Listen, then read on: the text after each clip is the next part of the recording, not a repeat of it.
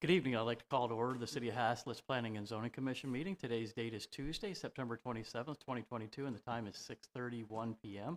And we do have a quorum present this evening. So first thing we're going to go through is a few items of community interest. On Tuesday, October 4th is the National Night Out, and that's going to be in the Haslet Community Park from 6 to 8 p.m. There's a lot of great events and a lot of great sponsors that are making that happen. So if you don't have any other plans, that's a great place to be. On Saturday, October 29th, unfortunately, the Haslet Hustle 5K run has been canceled, and that's due to road construction activities that are happening on Haslet Parkway and Schoolhouse Road. But on Saturday, the 29th, there's also the Haslet Volunteer Fire Department Haunted Hayride. So if you've never been down there, it's a great time. That's from 7 to 10 p.m. on Saturday, the 29th. And then the big thing that's going on is a lot of employment opportunities within the city of Haslet.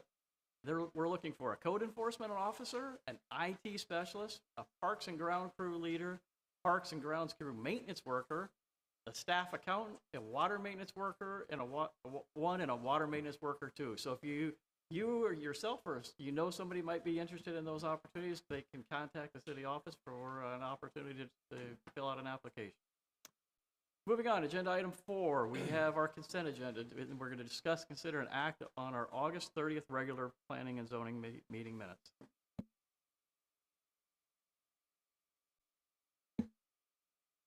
Any questions or clarifications on the meeting minutes?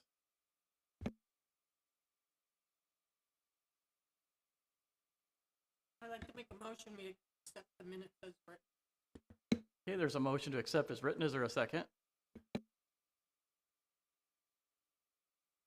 I'll second it. Motion been seconded. All in favor? Unanimous. Motion passes. Moving on. So these are the public hearing and action items. So agenda item 5A has been withdrawn, so we will not be reviewing or taking any action on that this evening. So we're moving to agenda item 5B. Discuss, consider, and act on repealing the 2016 comprehensive plan. And we're going to begin with our staff presentation. Chairman Kadish and members of the commission, this is a process that we've been working on for quite a while, and I'm going to let, there we go, give me some control over the presentation here. But there's a lot of things in the 2016 comprehensive plan that are very good, but there's a lot of things that need to be changed, and any kind of changes that would be so extensive that you wouldn't recognize it after it was over. But I just want to run through a few of the things that we've done. But first of all, the team that we used was the senior staff of the city, and there's experience in day-to-day contact with the citizens, for some of them for 10 years, some for 15, and some up to 35 years. So they're intimately knowledgeable about the city. Plus, they were instrumental in the 2016 plan. If you read the credits, they get a lot of credit for the development of that plan. And there's several things that I want to note that are in the plan that are very good. And it talks about a plan being updated very frequently if needed, and especially in a fast-growing where things are changing, new roads are being built in various locations, and land uses have changed, that a new land use plan needs to be looked at. And when you look at page 8 of the plan, it talks about the city in a vibrant center, which is the downtown, which it never happened. You know, when we'll get into it a little bit later, but one of the key things of it was development of a transit center on a BNSF freight line, which probably will never happen. But that's the impetus for a lot of the development that's in the old town area, while giving it a whole new look of higher density type. But if you look at the second red line in there, it says, do this on the north side while protecting the rural lifestyle of the neighborhoods of the southern part of the city. And that's one of the things that we'll address a little bit later, but we don't think it's really happened that way in the implementation of the plan. And when you look at you go down Blue Mound Road, it talks about the ranch land and the vistas that you see as you look off towards the airport. If you go to there today, you see pad sites, and in a few months, you'll see rooftops there that are up in the air, 25 to 35 feet, that vista's gone. And so, it would be nice to have had that and kept that, but that rural nature ranch land type development has disappeared. And, there's also Blue Mound Hill. It talks about that in the 2016. Well, that's one of the things that we're planning on keeping is that Blue Mound Hill. That's a historical type site. And we think that's very important to the city, so it's something that needs to be preserved. Also, the 2016 comprehensive plan talks about the residential quality, and it talks about how people move to Haslet because of the quality of life, convenient to the major employers, which we have a lot of them, but a lot of them outside the city. And but a lot of people are drawn to the city of Haslet because of the large lot single-family housing options that are available in the city today. There are other major problems that the 2016 comprehensive plan suggests that we have, but what the plans that we're looking at actually says something on how to correct those problems. Instead of just identifying them, we actually have ways that we correct every one of these. One of the ones that sticks out is the Cactus Drive. The mayor's already made petition to the TxDOT when that road gets in to get a turn lane into that subdivision at that point. So we're addressing that. 156 and Westport Parkway. As far as I'm concerned, that's a nightmare intersection where you have Schoolhouse Road coming in there in close proximity. I've seen many times where semis have made that left turn there off of Westport, causing traffic jams, trying to turn around in Mr. Lee's parking lot, and just it leads to further congestion. But there needs to be a solution rather than just identifying it. But we'll talk about those things a little bit later. One of the big things that is in the 2016 plan was gross density versus net density. And they put these two illustrations in there. And this is actually the property that's called Sweetgrass, where they identified 246 lots, what you could do on a half-acre lots. But then if you go to, preserving more open space, having some smaller lots, and still having 246 lots. But what got approved? 588 lots is what's been approved for Sweetgrass. Vast difference. But there are things that are in the 2016 comprehensive plan that leads developers towards that direction, and it can be very easily misinterpreted, which has happened in the city in several different instances. Park-wise, there's Blue Mound Park, which we mentioned earlier, and that's something we definitely want to preserve. And also the floodplains, the abandoned railroad corridors, leading towards multi-use paths. Those are things that we actually identified on a master land use plan, and we're proposing that those things be carried on because we agree with those, and that's in the 2016 plan. Also the trails, where you can have trails that are separated for horses or walking trails. That's all possible. Those are things that have not been forgotten, but we want to actually emphasize those in a future plan. There's also a lot of other strategies that were in the 2016 plans, talking about bike and pedestrian access, supporting community gardens, enhancing trails, future parks. And that's something that we feel is very important, and we still want to continue that. And the master land use plan that you'll see later on tonight actually does all those things. And there's a lot of community connections that need to be made, and through trails and partnerships with the public and private sectors and new senior facilities. Those are all recognized items that we still want to continue doing. But the way the plan was set up, it really doesn't lend itself very well to that. All different kinds of things you can have. Community gardens, playgrounds. You can have along the trails, recreational things like exercise stations, providing for the health of the community. Those are all things that can be done, and we also just encourage those things to no end. It's something that just adds quality of life to the citizen. Also, there was some recommendations about, coordinating with regional and state planning agencies, through the course of time, in the last 6 months to a year, over $22 million have been secured for those types of activities through those types of relationships that have been built with these outside organizations, the regional organizations in county and state. And, there's a lot of things that go into a plan, and one of them is a fiscal impact analysis, and we've done a lot of that with what the plan shows as far as rooftops. There was a real lack of and no connection with the existing zoning patterns.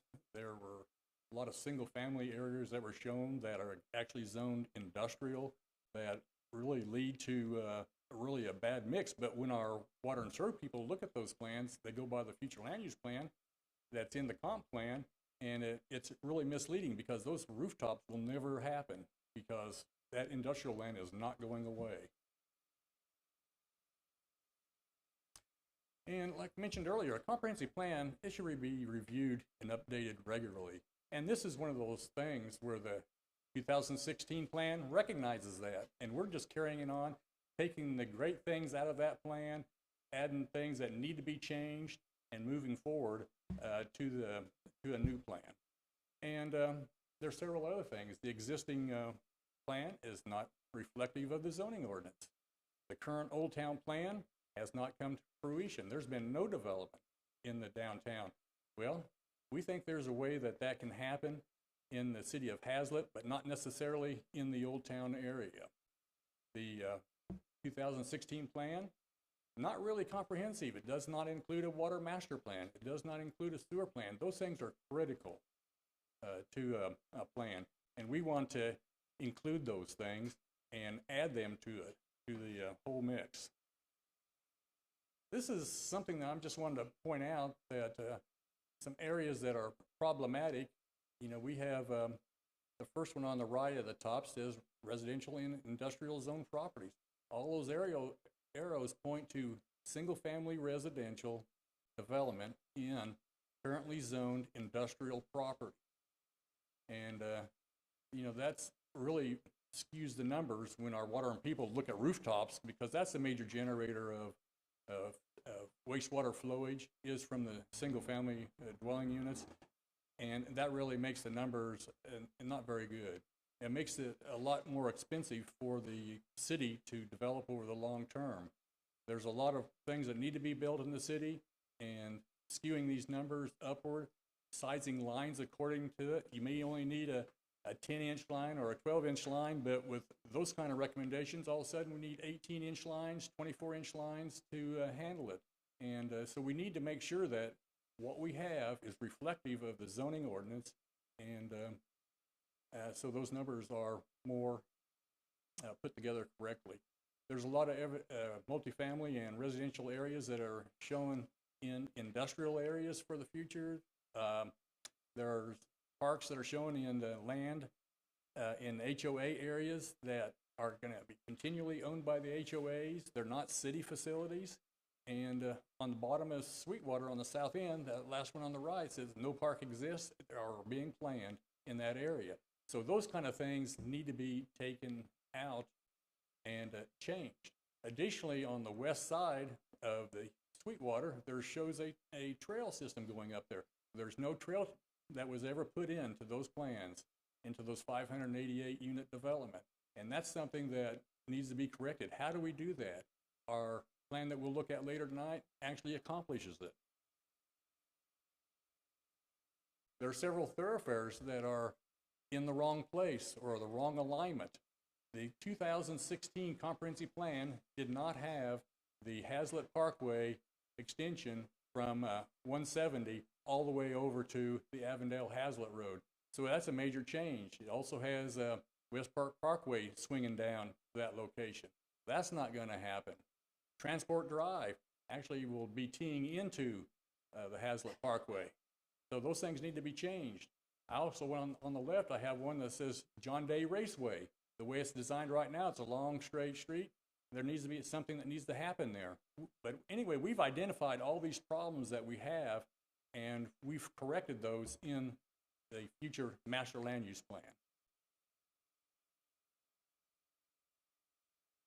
In the downtown area, if you look at the plans that are in the 2016, it's got a lot of mention over there. All those arrows are pointing to TOD, transit-oriented development. And like I mentioned earlier, that's not going to happen on a BNSF freight line. And those kind of things, and that philosophy needs to change. Also in the downtown plan, it shows commercial area where we're sitting right now, here and at the library. Well, that's not going to happen either. And so there are things that are definitely wrong in the downtown plan as far as the 2016 comprehensive plan. At this point, I would just like to conclude to say that we've addressed all these situations and problems in a master land use plan for the city. And it's only the first step in the process, but there are a lot of things that need to be changed in the 2016 plan. But there are some good things, and we've carried the good things forward. And we want to make sure we address where there are problems. And once again, if you have any questions, I'd be more than happy to answer them. Thank you very much, Mr. Spanky. So at this time, we're going to open the public hearing, and this is an opportunity for anybody who wishes to speak for or against this agenda item. If you do wish to speak, come up to the podium when there's nobody up there and state your name. Make sure the microphone's turned on and state your name and address for the record, and you'll have an opportunity to share your thoughts with the commission and the other people present this evening. And you're going to monitor if anybody's online and wanting to speak. Nobody's online currently. Okay. Does anybody in the room wish to speak Chair, for or against this agenda I'm sorry, I have a bunch that signed up. You want to go through those first? Sure. Yeah. Okay, first one's Bob Golden.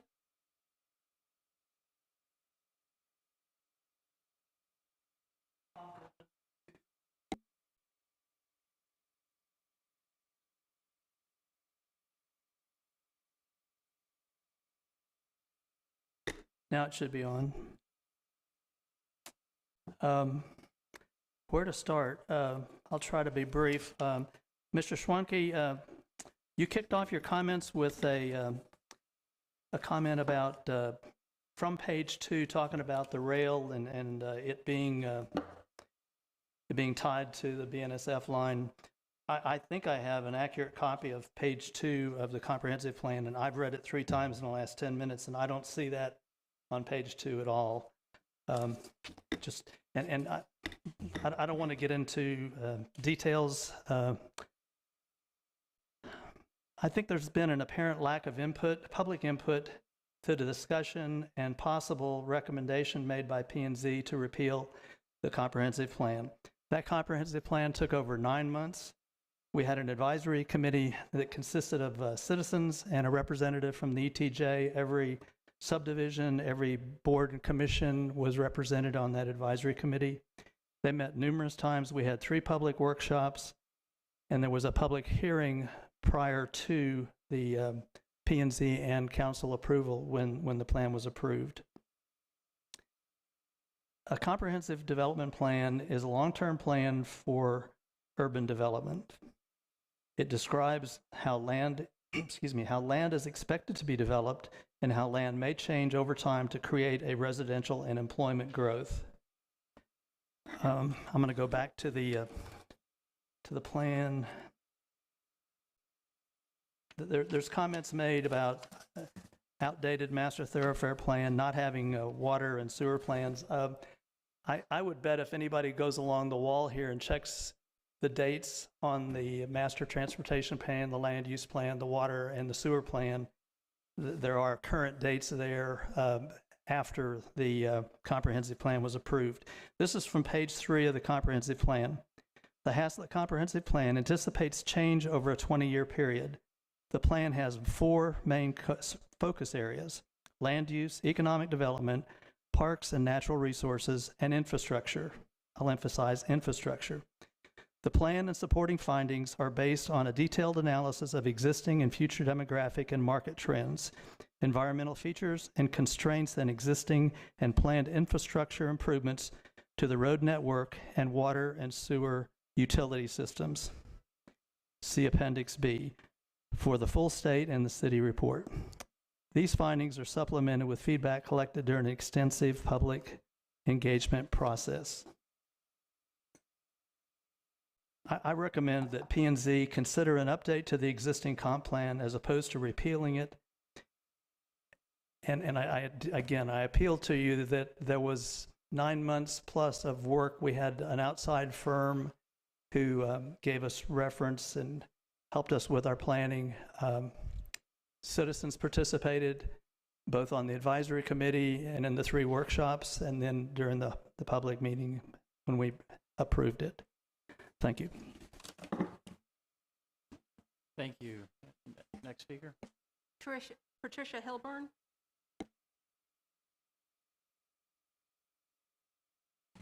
Good evening, Commissioners. I'm Patricia Hilborn, 2207 Virginia Lane. Mr. Schwanke, in his agenda item report, says that the current plan should be reviewed and updated. But you're not being asked to review or update it. You're being asked to repeal it without providing a method or timeline to develop a new plan or even a discussion about updating this current plan. As Mr. Golden said, the 2016 comprehensive plan was a result of a major undertaking by the citizens of Haslet. I respect the staff members who are helping Mr. Schwanke look at this plan and create a new plan, but they aren't the citizens of Haslet. The 2016 plan involved meetings of an advisory committee composed of citizen representatives from all the Haslet subdivisions and boards and commissions. Warren Robb was the chairman, Jerko Dabelik, Martha Deaver, myself, Doug Horak, Cindy Laird, Chris Polizzo, Patrick Ritchie, and Steve Smith served on that committee. I was representing the library board, and Pat Ritchie, I believe, was representing my subdivision. And if you went back, you could see where each of these other people represented specific, they were either in leadership roles or represented communities within our larger community. There were interviews with citizens and property owners. We had an online forum called My Sidewalk where people could also leave comments. We had 3 public town hall style meetings. And one of the pictures Mr. Schwanke had up there was of a group picture taken in here of one of those public meetings. And you can see chairs filled with people, and I think Warren Robb is leading that meeting. We also had public hearings before this plan was adopted. If the plan reviewer thinks that we should update it, then he should propose a thoughtful plan of action that provides several avenues for citizen input. There's the only opportunity the citizens are having regarding this plan is tonight's meeting. We really need transparent civic involvement, and I believe the process should take weeks, if not months, of citizen input. So please vote no for this item. Tell the city council that you want the city to begin a review and update process. Now, like Mr. Schwanke said, there may be more things that need to be updated than don't, and that's fine. That's how these plans evolve over time, and it has been since 2016. But we need additional public meetings, not just this one, and input opportunities that include more citizens. Thank you. Thank you. Next speaker. Marcia Rollinson.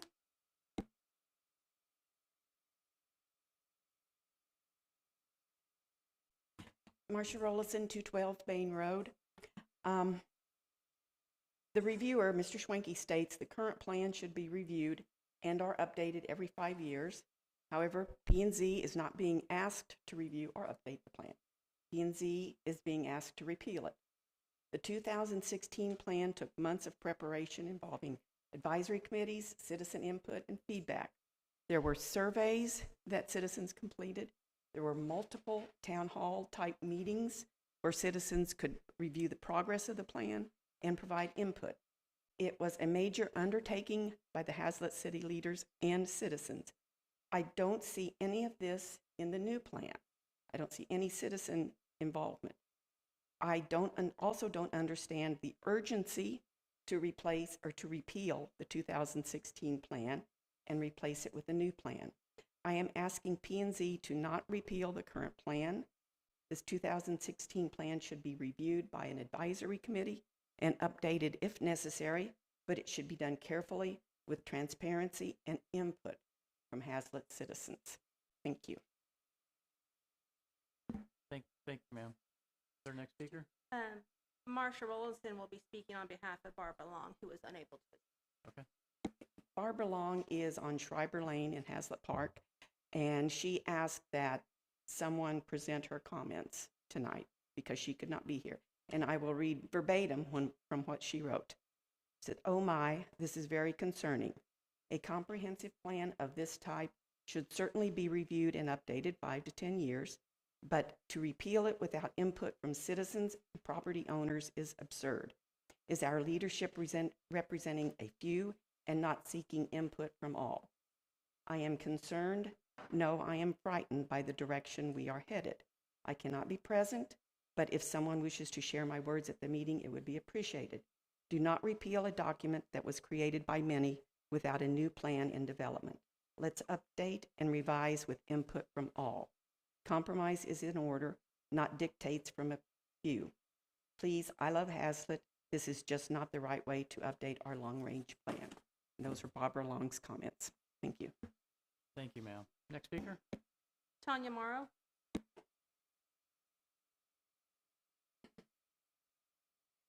Good evening. Tanya Morrow, 232 Odessa Drive, and I also own property downtown. Excuse me, my voice is a little hoarse. I would like to speak against the repeal of the 2016 comprehensive plan. Many of the things were already said, although I do believe the plan should be revisited, but only after there has been input from the citizens of Haslet. There should be town hall meetings, surveys sent out, advisory boards formed, all before or all in advance of being presented to planning and zoning. I would like to imagine a local government making decisions that put citizens first, and that those elected actually believe in government by the people, for the people. Thank you. Thank you. Next speaker? That is all I have signed up for this item. Okay. Does anyone else wish to speak for or against agenda item 5B? Whoever would like to step forward first, go ahead.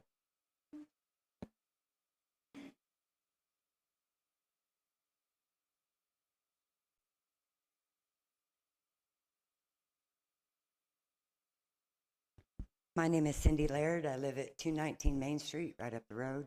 I've been here a long time. In fact, I remember when P&Z was proposed to have 170 come through about 25 years ago. There is no way that you can make a comprehensive plan that is going to identify all the things that are going to happen in the city. I think it's very kind of you to hand them something that they're supposed to swallow. I think that P&Z is supposed to do this on their own with committees and input from the citizens. There are things that I don't agree with in the 2016 comprehensive plan. But for us at that time, that was what we needed to do. Yes, it needs to be revisited, but I don't think it needs to be repealed until you've really, really looked into it and gotten citizens involved in the process. Thank you. Thank you, ma'am. Is there any other speakers? Yes, ma'am. Joette Keene, 1410 Poppy Drive. I'd actually like to just comment on a few of the things that were said, particularly about the repeal process. This is a process to repeal something, and when a plan is no longer valid, in fact, if you look at the rear of this plan and the dates that were proposed for things to happen, they've been exceeded. Those things never did happen. The plan really did not come to fruition. And while there was a lot of input into it, it clearly was not something that was able or guided to actually happen over the course of those years. So to spend additional time when already time has been invested to look at future land use, which took into account many of the things that were already in this plan and very valuable. Why spend that additional time and cost, because I'm sure this cost the city a fair amount of money to have a consultant come in and support that duration of 9 months, however long it took to do it. Do we really have the funds to reinvest again to do this when I think there already has been great input with opportunity for citizens? There was a workshop public could have attended. There's this forum where public can attend. And I will be honest, I lived in Haslet in 2016. I never received a survey. I know other people that have never received a survey. So I really question how comprehensive that actually was for citizen input. But that being said, I'm more concerned about the process of retaining a plan that we know is invalid, that has many points that never came to fruition. And we have spent, with our city experts, a considerable amount of time and input to a very thoughtful plan that took the good pieces out of this plan and put them into a future plan for land use. That makes a lot of sense. It makes a lot of sense given where we are as Haslet today with the communities that did get developed. Even though there was a lot of concern about those developments and the roadways and the things that were not addressed as those things occurred, but we've taken that into account now when we've looked at this new land use and the thoroughfare plan that lies on top of it that allows engineering to look at the sewers and water that's required. So what will citizens say? No, I don't want water and sewer things to be addressed with our current growth. I think that doesn't make sense. If those things have already been addressed in a land use plan, why don't we just adopt the things that make sense? To spend the time to go through this comprehensive plan line by line, scratch the things that no longer pertain, look at the things that no longer really will or did not materialize, keep the things that did because they were valuable, but move forward and take Haslet forward today. And why spend another 9 months? I do agree that citizen input is important. This whole room needs to be more active in making sure people do understand and come to these kinds of meetings and have an input, because this is the forum where people can do this. And when I became aware of all the things that were happening in Haslet, I became much more engaged. And we need to have more people do that, because again, these are the forums where people do have the opportunity to see what's being proposed for the city. And so I suggest you actually take action and repeal this plan and input or implement a very thoughtful land use plan that has incorporated the good things out of this comprehensive plan. That I agree, there was a lot of work done, but the vision didn't really materialize. Thank you so much. Thank you, ma'am. Is there anybody else wishing to speak for or against this agenda item?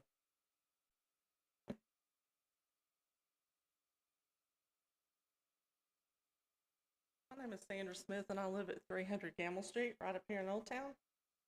And, you know, I don't know the politics of all this stuff that's going on in this room, but I can tell you that since 2016, my quality of life here in Haslet has tanked. And it needs, whatever's in place right now needs to be repealed, because it's not working for me. So I'll speak more in the Old Town section, but I support repealing what's in place today. Thank you, ma'am. Is there anyone else wishing to speak for or against this agenda item? Anybody online wishing to speak? Okay. Sir, thank you. Joel Bullard, 108 Hurley. I don't have a written statement. I agree completely with what you said, ma'am. I've been here since '99 and have been a part of many of the meetings down here at the City Hall. And I don't know how many times, Mama, how many times have we been down here and sold the pipe dream about what's going to happen in downtown Haslet. And excuse me, because allergies are getting me. Nothing has come to fruition of all the plans that we've heard, that we've sat in this room and listened to. Nothing. This 2016 plan, we built a new house over here in 2017, and it took 2 years of fighting the city council down here to get that house built. Been living on the same property since '99. And me and my wife were down here for 2 years fighting the city council to build a new house. And they told me that it would be the last house ever built in downtown Haslet. So whatever plan, 2016 or before that never happened, never came to fruition, this 2016 plan, in my opinion, is junk, should be repealed, and I agree that with this nice lady right here, we need to get rid of it. Now, the action plans, the action items that we've seen in front of us this evening, it's great. It looks like we have a plan, finally. Let's do something about it. I, too, never received a survey about the 2016 plan. So, they say it's comprehensive. I don't know how it can be when not everybody had their input. So, please consider repealing the plan, and let's move forward. Thank you. Thank you, sir. Anyone else wishing to speak for or against?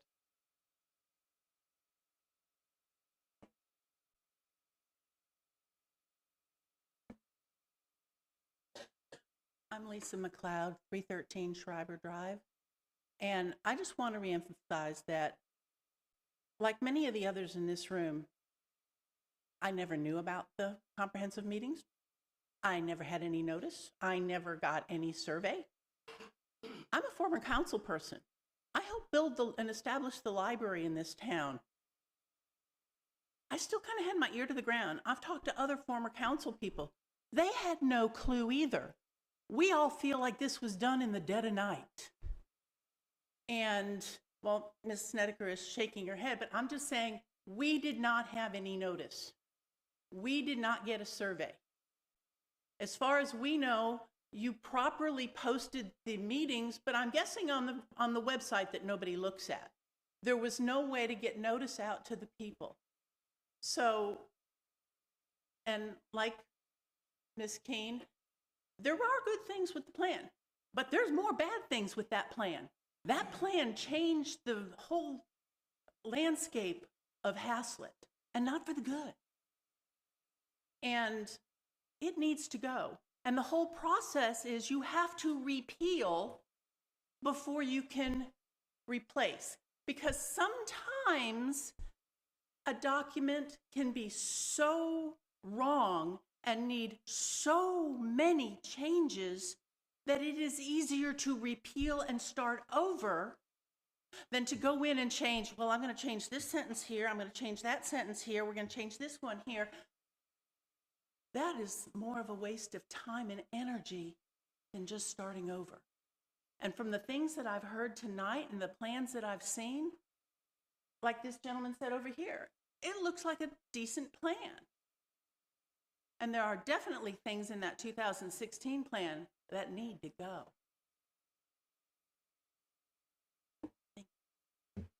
Thank you, ma'am. And you had something else you wanted to add? Okay, please come forward.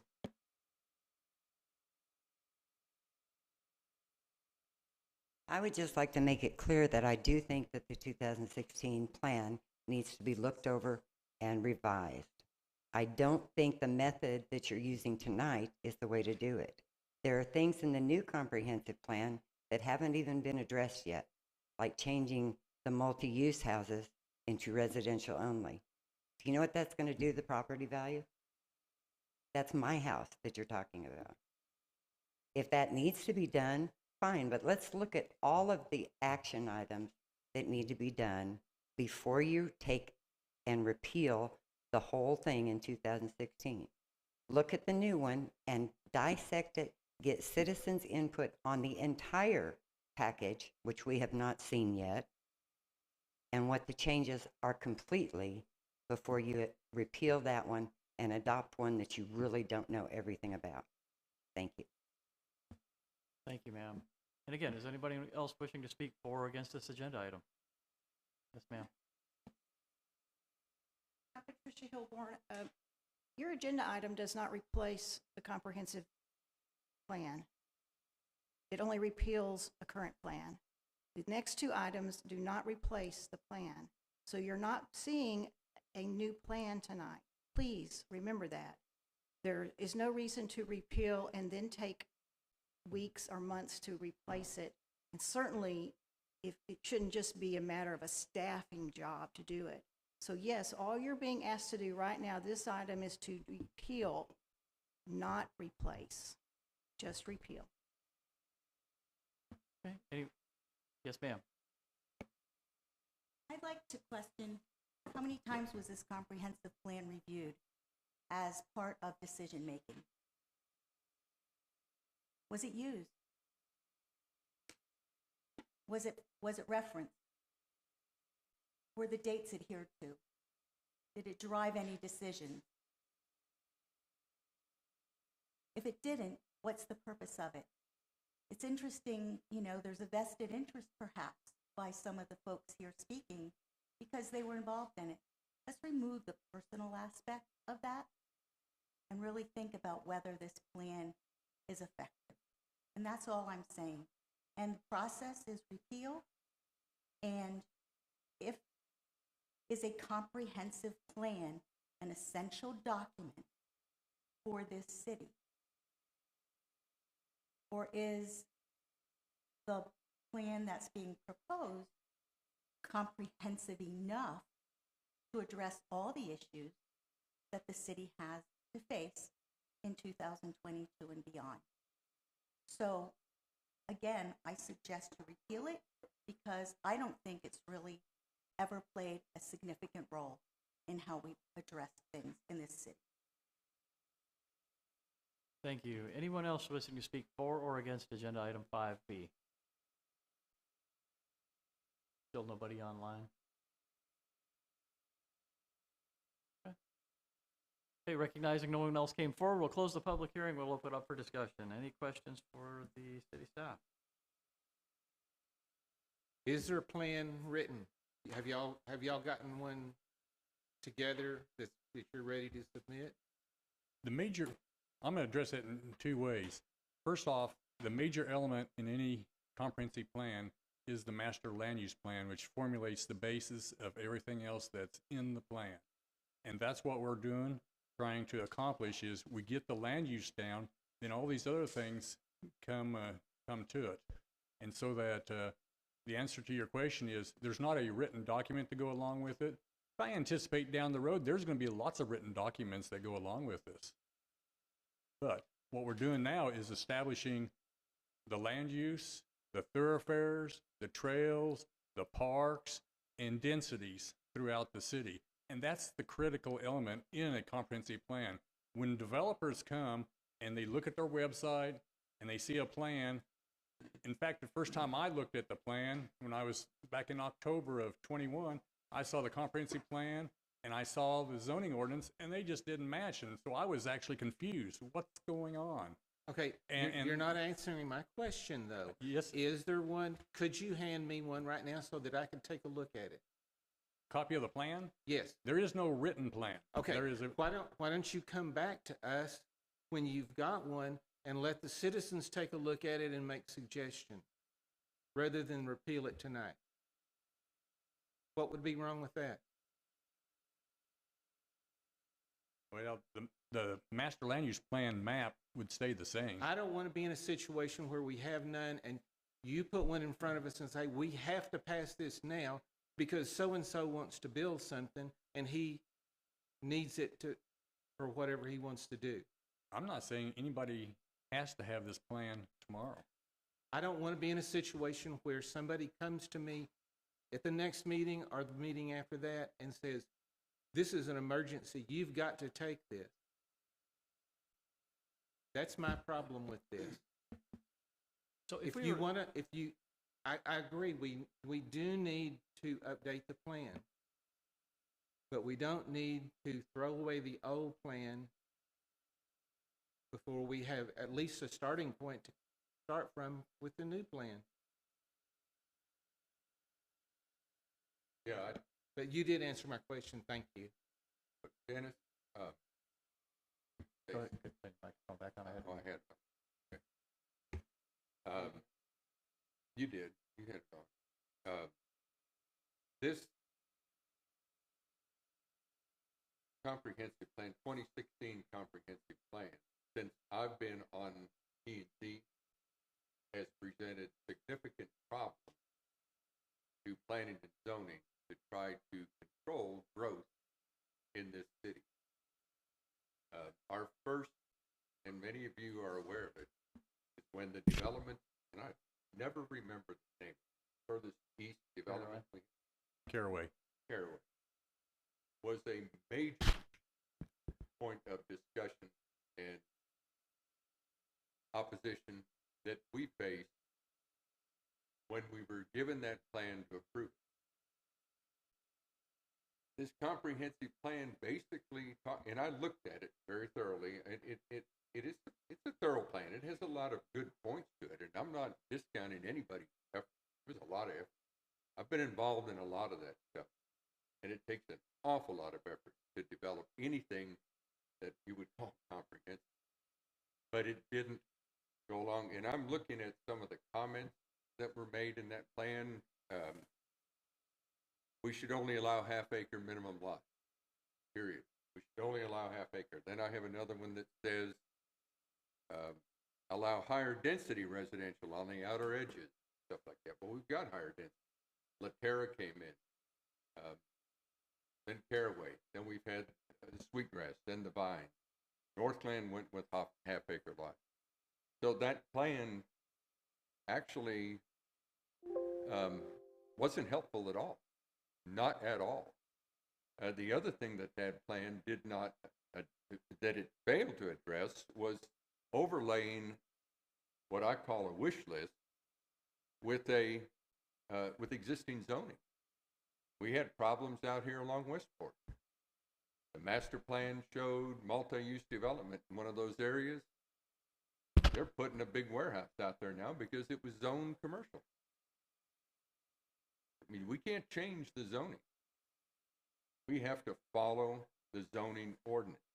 Master plan's a nice tool, but it doesn't change the zoning ordinance. So I like I like the concept of the comprehensive plan. It's awfully comprehensive for a city of this size to me. I think it's a little overkill, well, way overkill. But it hasn't helped us, not at all. I think that what Mr. Schwenke pointed out, the concepts in this plan, there are several that are good. There are several that have to be addressed. There are several that will help this city develop in a fashion that we all want. None of us want this traffic on 156. You know, none of us want the traffic on Blue Mound that goes all the way back to the Vines when you're trying to get home at 4 o'clock. I mean, I get out of my house in the meadow at 2:30 in the afternoon, and I call it the truck train. So we're all doing that, but that's not Haslet traffic. That's not ours. That's Fort Worth traffic or Denton or somebody else. That's not ours. We're not going to get rid of that traffic. Maybe when they finally develop 156 and our mayor over here gets them to build the cross section that we all would like to have, you know, that might help the traffic. When we get Haslet Parkway developed, that's going to help alleviate traffic. When intermodal, there's plans now, intermodal, trying to get people out to 150. If they'd ever get done with 35, that'll help the traffic. So, you know, I'm just making a point. So I think that I've heard people talk about, you know, do we keep the plan and then trying to develop? No, I think that we need to. I'm all in favor of getting rid of this plan and starting with something that's new. Whether we use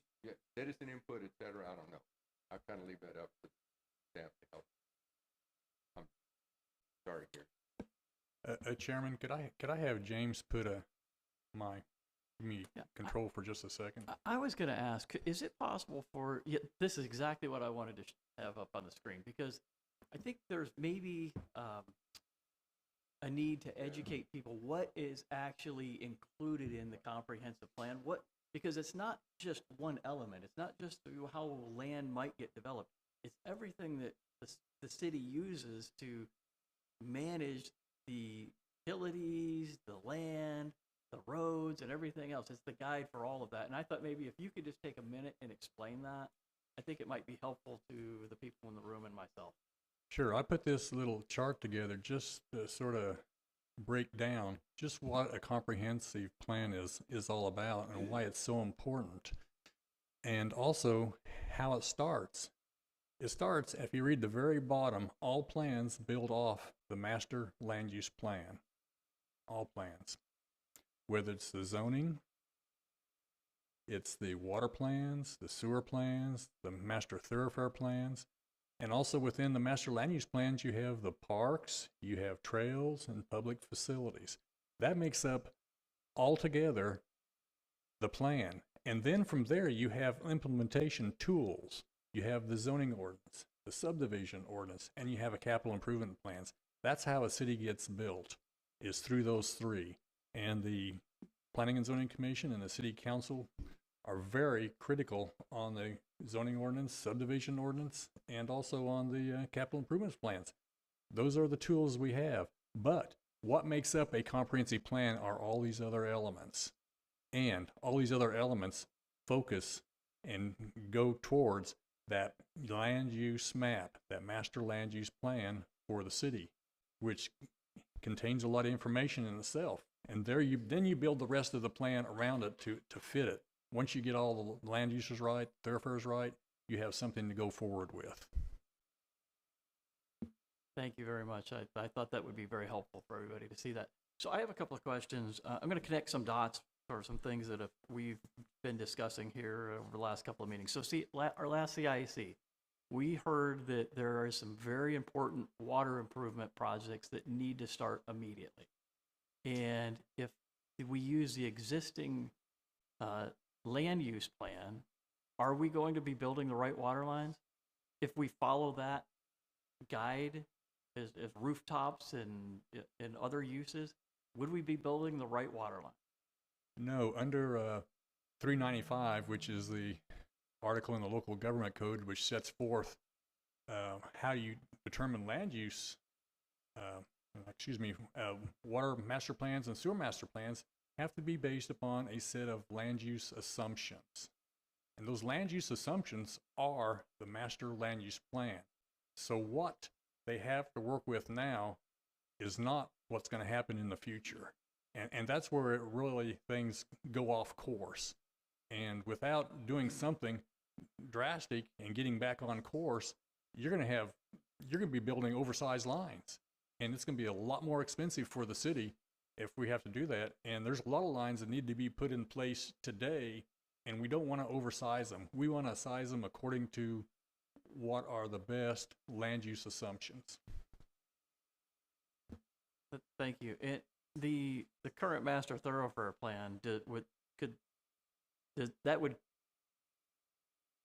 in its current format, because it's not a reflection of the way things are actually developing. So are there right-of-way issues that we are unresolved because of the current thoroughfare plan and the actual development of roadways within the city of Haslet? Absolutely, there are.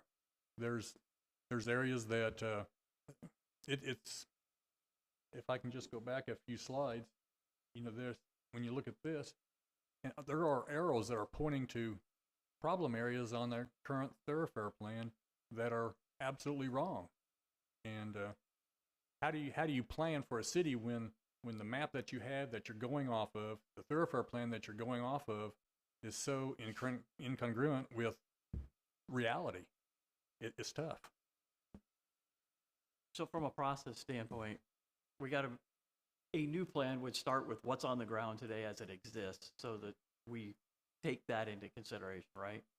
And then and then next thing would be, how do you want the city to be reflected in the future? Is that correct? That is correct. And then that being the master land use plan is the underpinning document for all of these other components that you just went through. Is that correct? That is correct. I don't have any other questions. Thank you. But the master land use plan needs to conform to existing zoning. Isn't that correct? For most of it, yes. When things we know that can't or won't change, these people that have industrial zone land, they're not gonna change. Right. And I'm gonna flip forward to another document here. Is you have the zoning on the left. Those are the rights that people have. If you start changing those things, all of a sudden you have taking issues and you have problems. Now, a lot of times when you upzone, you don't have that problem. Or if people want to be downzoned, you don't have that problem. Now, the drawing on the right are areas where we have complete flexibility, where it's zoned agricultural, the permanent zoning hasn't been set, or it's in the purple areas are in the extraterritorial jurisdiction, where those land uses have not been set. And so you have ultimate control of that, but on the left, the zoning, you do not. And so you need to mirror that zoning plan pretty much the way it is. You can have, some tweaks, in it, that's not a problem. But when you do vast areas that and people are going to put up a fight and take you to court, you best not do it. Well, I agree with that, and I also thoroughly agree with the fact that any proposed master plan use overlaid with zoning is going to definitely impact any utility sizing at all. And yes, if you're not careful, you can oversize, you can also undersize. You can also undersize line. You undersize a line, and that will restrict development or require future paralleling lines, which is very expensive. So there's things that we need to really consider that. Yeah, I just had two questions, and I think one you kind of answered is the downside of keeping the plan in place right now. You kind of touched on that of the water plan and the other things you just responded to. The big question that I have for you is there any negative to not having a complete comprehensive plan in place? No. If you look at the local government code, a master land use plan can be considered a comprehensive plan. In fact, if you look at the note, it's hard to read on this, but there's a note on this plan that basically says a comprehensive plan does not establish zoning districts. It's a land use map, master plan, but it does not establish zoning districts, which under local government code, it says it can be just that map if you want it to be. But what we're planning on doing is not treating it that way. We're treating it as the starting element that everything else builds off of.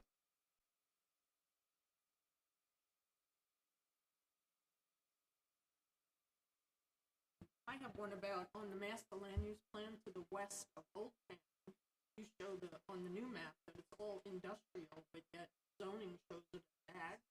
Why would you want to add more industrial? You said you didn't want to a minute ago. You said it'll never go away. So why would you want to add more? Well, when you look at the people, the ownership of that property, you look at the thoroughfares, and you take all the elements into together, and the people that we've talked to, it's going to be industrial land.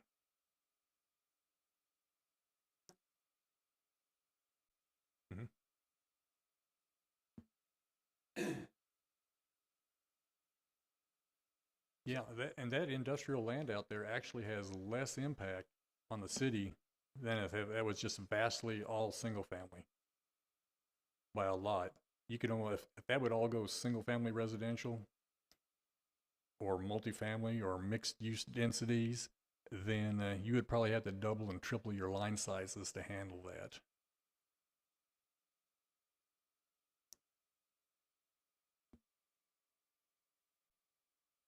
there any other questions for the city staff? If there are no other questions, is there a motion? Yeah, I'll make a motion recommending, or make a motion to recommend to city council, that, we, what does it say? Repeal the 2016 comprehensive plan. Okay, there's a motion for recommendation. And is there a second? I'll second. Motion, all in favor? 3, 4, any against? Okay, moving on, agenda item 5C, discuss, consider, and act on the adoption of a master plan. Chairman Kiddish and members of the commission, I do want to run through just a few slides. A couple of them we just showed previously, and I'm not going to spend too much time on this one. This is basically outlines what the comprehensive master land use plan and the elements and our starting point for it. And we're going to be actively working on the rest of these elements in the near future so we can add them to the mix of documents. And when you look at the local government code, the comprehensive plan can be a set of documents. It doesn't have to be all one written document, so you can have all these other separate ones that build off of it. And once again, this is the zoning map on the left, and then we have the map on the right, which are our ag properties and our ETJ. There are several other areas that we're addressing and that show up, and this on the map on the left are those areas. And I want to make note that the little green dot on the bottom is exactly what the 2016 plan shows. They show Blue Mound Hill as a park area, and we're also showing that.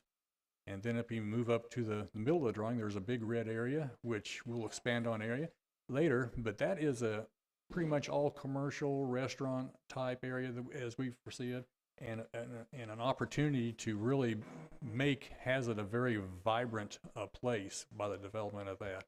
Then of course in the north end is the Old Town, which we'll really address later on a little bit more. Now on the right are areas that we've identified as problematic areas as far as the thoroughfare plan goes. And what we're trying to do is on the bottom left is take away John Day as a raceway. And when that property comes into development, we want to see some curves in that road instead of just a straight shot. Without that kind of a notation on your thoroughfare plan, you really can't do it. They'll do exactly what they show, a straight line, and that is not what you want. Also, one of the major points of the plan, and it was addressed on some of those points, the State Highway 156, Westport, and Schoolhouse Road, we're addressing those by not encouraging Schoolhouse Road not to intersect with Westport, but turn into State Highway 156 prior to that intersection. And there are several reasons. You know, for it, you had to think right off the bat that, you know, the fire department needs it. Well, the fire department can't cross that bridge in that creek in certain conditions, and you'd have to really rebuild that bridge. And this actually solves that problem by directing the traffic over there and getting the traffic to a major intersection, which would be the Westport and State Highway 156. When you look over to the right, Harmon Road, as it currently ties into Westport Parkway, if you've ever driven that road, that is the worst place to ever put an intersection. It's on a curve, going downhill, and the visibility is not very good, and it's an accident waiting to happen. Plus, where does that thoroughfare go? It goes nowhere, it dead ends. What we're suggesting that it does is move over to the east and tie into Hayride Parkway, and so you have a backer road along 35, and commercial developments really want that. They want the circulation where they can go off one and just make a big circle and come back on instead of doing some oddball type jogs and everything else like that. So we think that's a really good change. Then down at the bottom right-hand side, we're looking at moving the alignment of it. Instead of having Blue Mound Road just goes directly straight out to 35, which encourages cut-through traffic, we want to have an offset in there to make it more difficult. Because most of the traffic that's trying to get out there during the day is not Haslet traffic. It's traffic coming from from Fort Worth through Haslet over to 35. And the last one is the very top one. If you stand out here in the morning and you watch the traffic go by, or in the evening go by out here on Main Street, you're looking at Sendera traffic. It's not Haslet traffic at all. So if you look at that top yellow dot, that's a Keller Haslet Road, which is being currently funded by several different organizations, and it's going to be built in the near future. And that intersection is going to be designed so that when people are coming south on Sendera, from Sendera, they can't turn right onto Main Street to get there. Likewise, when they're leaving the area, they can't turn left on it. And so that traffic that you see going through right outside these doors, morning and night, and it sometimes backs up clear to 2nd Street out here. It's going to stop because they can't make that turn up there. They'll be forced out to 156. And that'll actually lessen the congestion in the downtown area.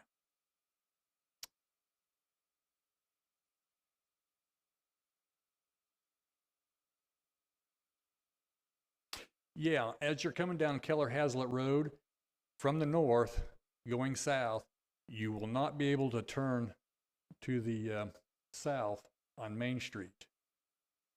It'll be designed in such a way that the only thing you can do is go straight at that intersection out to 156. Likewise, that same mechanism, you won't be able to turn left when you're going north. And so the Sendera traffic will stop using Main Street. They'll have no choice. They'll have to go out to 156.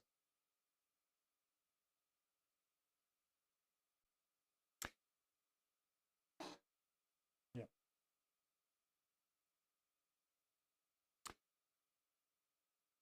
This map sort of represents everything that's put into the map that is in the middle, except it doesn't show all the other thoroughfares, but it shows the improvements to them, and it shows a coordination with the the zoning map. It shows coordination with properties that we want to change, to upgrade, and then also those areas that are in the ETJ or in the agricultural zoning that to modify those into the plan. On this plan, when you get a close look at it, and we'll have a copy in the back of the room later on if you've not seen it up close, where it shows the trails, shows parks, it shows all the thoroughfares, and all the land uses proposed in the city. But all those things together, we end up with this map and all those things on the right, which I've already made. All those overlays are currently on this map. They're all put in one. If you look at the 2016, they're basically all separate items instead of joined together as a master plan map. And a lot of things what this plan does, it increases the mobility of people, the reduction of non-residential traffic by realigning a Blue Mound Road, realigning Schoolhouse Road, and also by how Heritage Parkway works on Harmon Road. And we're acknowledging the actual alignment of Haslet Parkway with Westport Parkway. And also, the land use districts are aligned with the current zoning patterns. And we're establishing a new commercial core between FM 156 and Schoolhouse Road. And also, reestablish an area west of City Hall as an Old Town residential area, and getting rid of the mixed use type development that has not come to fruition. And part of that not coming to fruition is a lot of these lots that we have in the Old Town area, they're like 5,000 square feet. And I had a person come in and not come in, but talk to me on the phone, and he said he wanted to build a 3,000 square foot building. Well, and when you do that, and now you start to park it, you don't have the room to do it. And that's part of the problem. The lots are so small, and there's houses intermittent that people want to stay in and live in, that it just doesn't lend itself to a redevelopment by somebody combining a whole bunch of lots to make a development reasonable. We've also developed a couple of plans for the area between Schoolhouse Road and State Highway 156, south of Westport Parkway, and you can see how Schoolhouse Road turns into 156. And also on this plan, this is if it develops today in the existing right-of-way patterns that we have. When on the south side of 156, we have an elevated road section. You cannot access the site from there, so you have to go north or an access point on the long Schoolhouse Road to get in there, but it can be done. And also I want to note that there's a big green belt going right through there, and that is where the railroad track is. So if that property, it's been abandoned, but it's privately owned, but if that becomes a trail system, well, like it was mentioned in the 2016, it's available right there to do it. We've also put in a series of lakes here to really make the area really attractive and for it. And there's a lot of floodplains that'll need to be reworked, little ponds and levees dug out, and that land, dirt, can be used to build up the areas where we have some others showing some other buildings. So those waterways are in areas that are considered floodway, which you can't develop in anyway. And we've also rerouted the tap trail through this area to make a better use of it, the area, and give it a really a nice walkway type of appearance. Right now, where Haslet Parkway is going to go from Schoolhouse Road over to the west to State Highway 156, the tap trail is going to be destroyed anyway. It needs to be relocated where we'd like to see it done. This is a good time to do that and tell them the state where we'd like to really have it, and so it can get done in that way. Now, if TxDOT moves a lot faster, the elevated road section is taken down, well, there's another way that we can develop that property and allow people to actually access State Highway 156 instead of only accessing it from the north side and also from the east side. They'll be able to access it all the way along. And this is a layout that can accommodate that. There's one well on the site, and it's right in the sort of U-shaped building where we've recognized where the existing wells are, so we can handle it. And basically that ends my presentation. And I have full-size drawings of these that people can look at if they want to look at specific things, but I'll open it up to you, Chairman. Thank you very much, Mr. Swanky. Okay, at this time, we'll open the public hearing. Is there anyone wishing to speak for or against agenda item 5C? Yes, And sir. do we have a list? Bob Golden.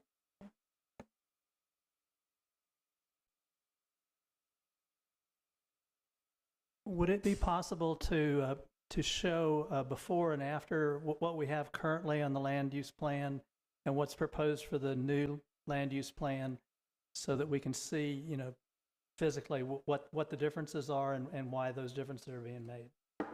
Thank you.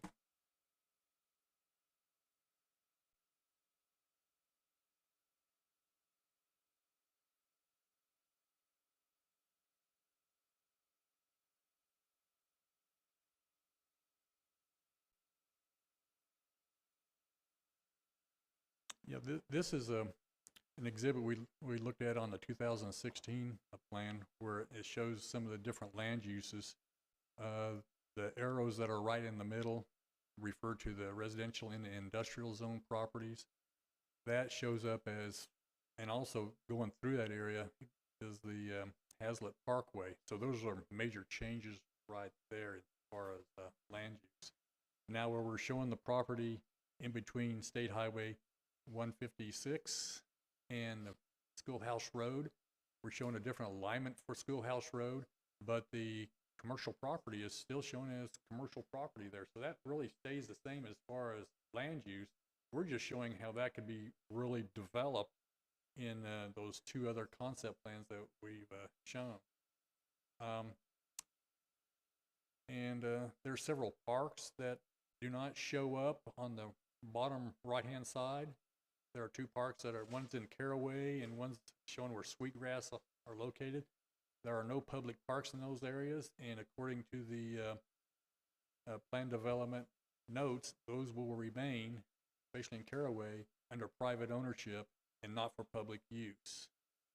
Also, we're not showing a park up in the commercial area where Heritage Parkway is coming through, which it shows in, which is in an industrial / commercial area. We're not showing that. We're showing a trail that's a little bit different on the west side of Sweetwater, where it can't go through there now because it's all platted as residential. So we're moving it over to the east on Intermodal Parkway, which hasn't been built, but in the future will be built. And so there's a pathway to get that trail through there. And but there's a lot of other little tweaks that we've done, but for the most part, those are the major changes. Okay, next speaker. Tricia Hilborn.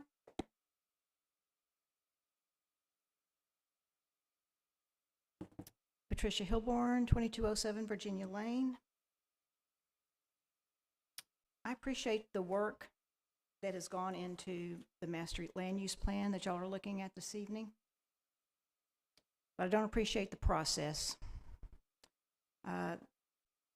The commission, the city council need to understand that we don't operate in an expert bubble. We operate as the citizens want us to. For instance, Mr. Swanky said that he has relocated the TAP trail where we'd like to see it. But I don't know who that we is, because this master land use plan is as full of good stuff that it is, and as detailed as it is, never saw the light of day until Thursday before last, September 15th, in what was described on a posted agenda as a joint workshop between the Planning and Zoning Commission and the City Council. However, it was instead a presentation of a completed master land use plan. The people who spoke at this presentation were the mayor, the consultant plan reviewer, who's Mr. Swanky, the consultant city engineer, and city staff members. 3 P&Z members attended in person, which is a quorum. 2 city council members attended in person, which is not a quorum. The meeting was live streamed, and I watched it, but it was not recorded. So if you were unable to attend and didn't watch it, you can't see it now. 20 people were allowed entrance into the meeting room. I don't know how many people attended. I hope it was packed with those 20. No member of the Haslet citizenry, Haslet property owners, or Haslet business owners spoke during that presentation, nor contributed input during the presentation. As far as is publicly known, no citizen was consulted, invited, or allowed to provide input into this proposed plan. This is contrary to our decades-long policy of transparency and civic inclusion. How can you, commissioners, be expected to recommend this plan to the City Council after that one brief workshop? It was an hour long, and tonight's public hearing. Where is the thoughtful community discussion of this plan? Where is the citizen involvement? Please vote no to this item and require the appropriate amount of study and public involvement and debate to take place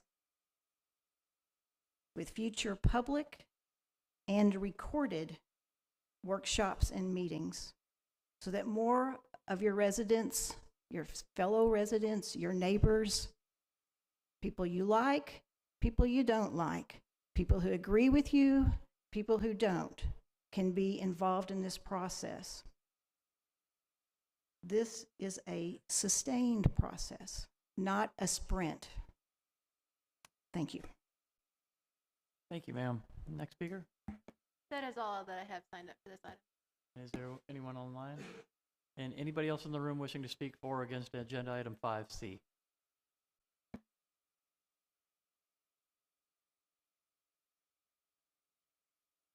My name is Sandra Smith, 300 Gamble Street. I attended that workshop. I'm a citizen, wasn't on any board or council. I watch all the postings of the agendas, and I pretty much watch 100% of the posted meetings. So if you do as little as pull up the videos or the agendas, you would have seen that you could come to that workshop. I came to the workshop. I know which ones of you were there and which ones weren't. And I had the ability to walk around, look at the maps, and ask any questions I had. From what I see, I support this plan because it looks good. It looks good. I support it.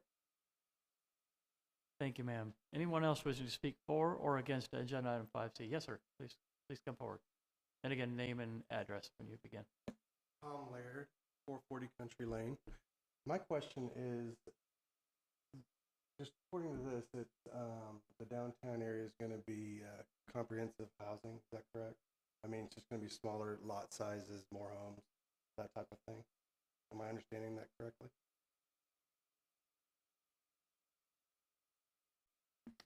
Yeah, it's going to be, housing oriented.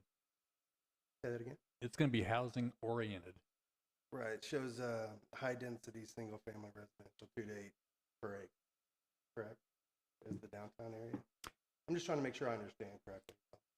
Well, when we get into that second or the next hearing, there will be some things shown, but in the what used to be the old town core, the lot sizes are what they are. Unless you plat a new subdivision, then those lots will be smaller, 7,200 square foot lots. But if you're outside of that area, which should be the old town transition, they're 10,000. Okay. So they're but if quarter somebody acre. wanted to say, I don't know, do a half acre lot in a home or in the area that actually had the use. I have the lot down at the dead end, 102nd Street. That's on. Let's say if there was I wanted to build another home there, would it have to be a certain size lot? Could it be a larger? Could it be a half acre lot? Something else? Sure, the lots you can always go larger. Okay. I didn't know if there's minimums, but there's not. No maximum. If you want a 50-acre lot out there, more power to you. Okay. Thank you. Yes, ma'am. At Keene, 1410 Poppy Drive. I actually took the opportunity to attend that workshop and had the opportunity to speak to the thoughtful people who contributed to this land use plan. I understand the point about transparency, but I reiterate again the importance of citizens to pay attention to what's going on in the city.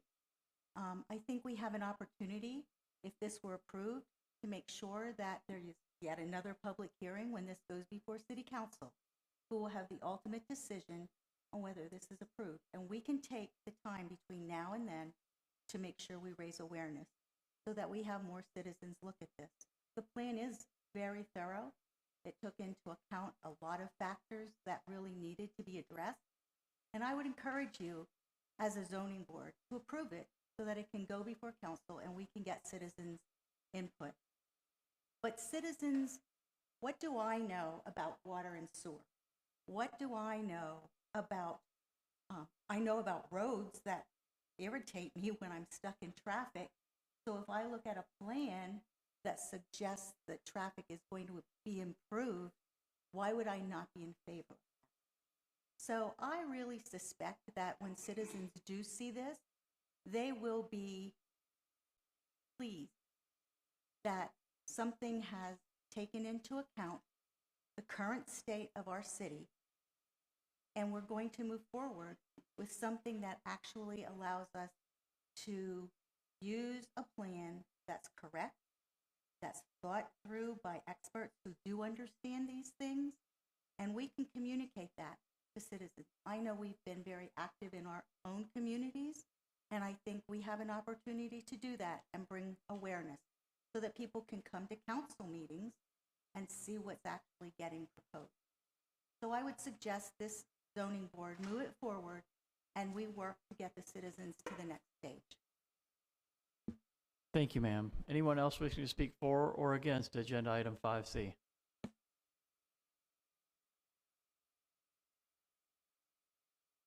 Okay, recognizing that no one else,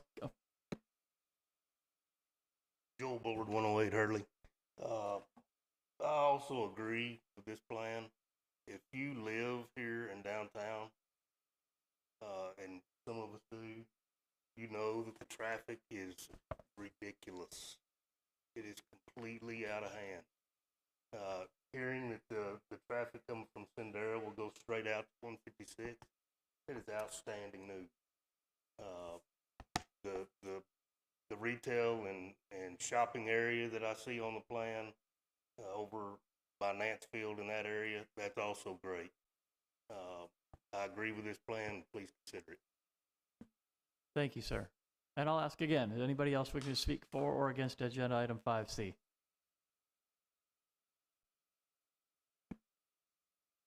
Recognizing no one else came forward, we'll close the public hearing and we'll open it up for discussion. Any questions for the city staff?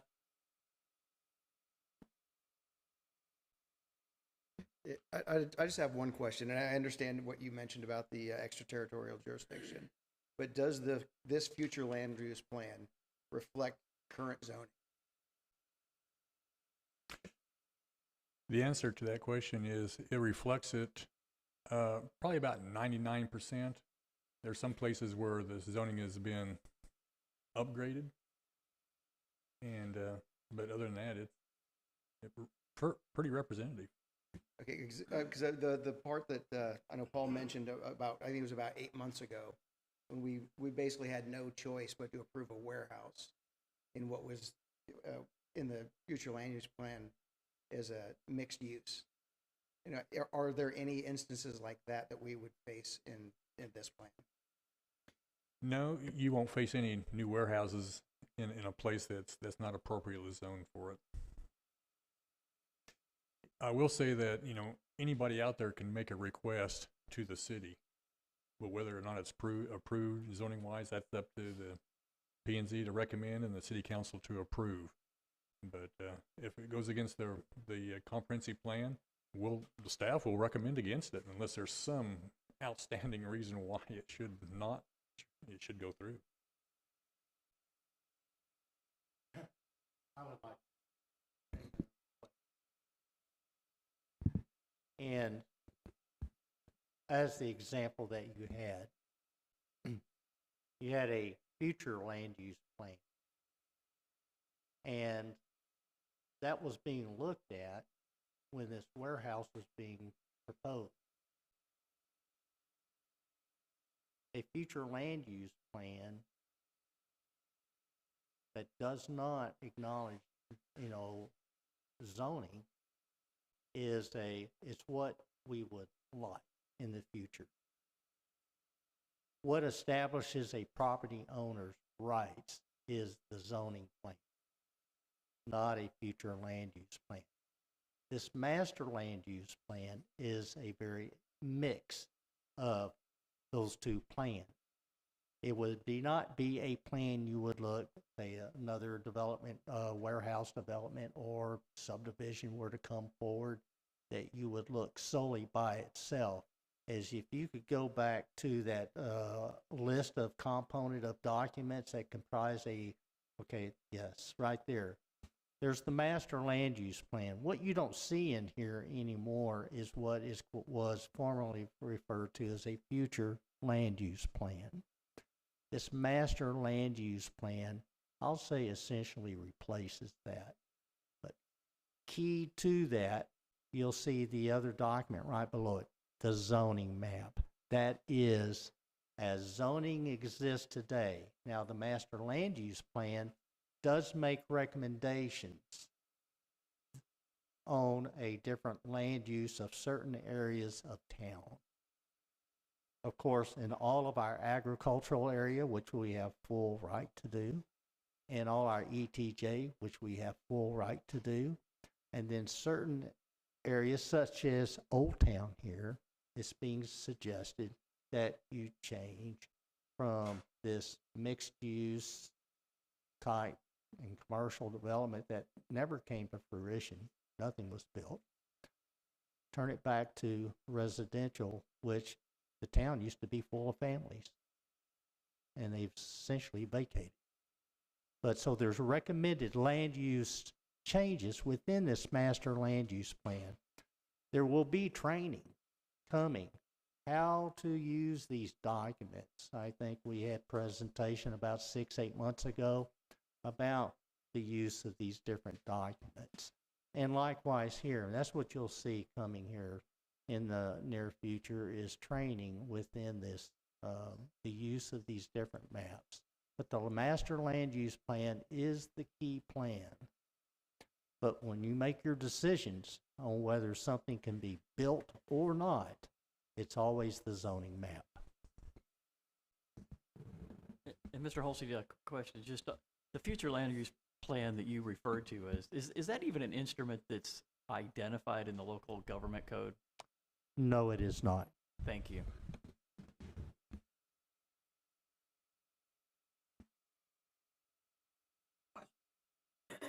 If this plan has been approved, will the zoning map change to reflect? Absolutely not. The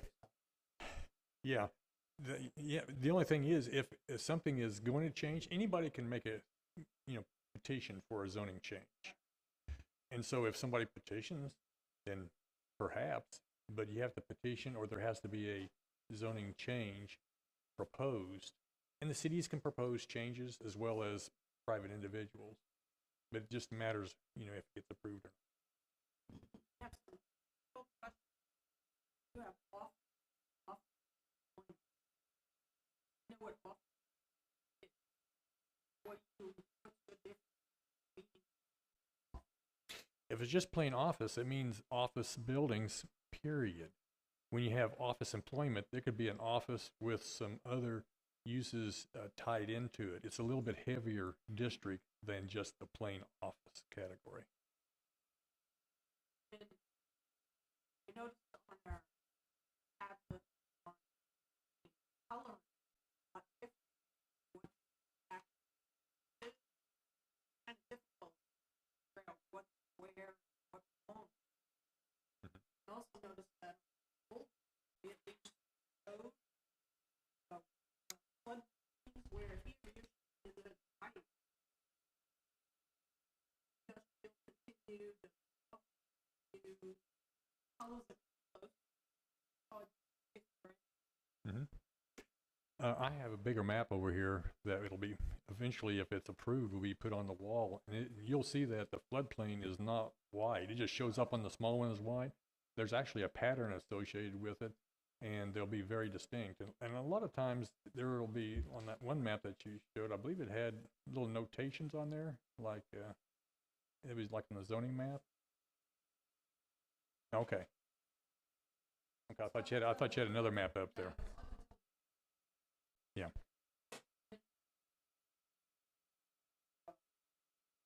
Sometimes what you see on the screen is not what actually gets printed.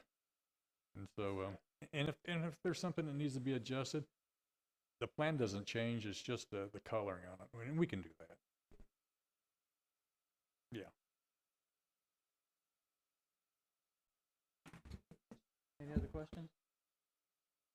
It's not particularly about this, but when there are documents that we're going to need to look at, it would be nice if we got those in our agenda package. Because I've never seen this plan. I was not able to attend the meeting, and so I've never even seen this until tonight. I believe these were exhibits in the information that was emailed last week. You can get,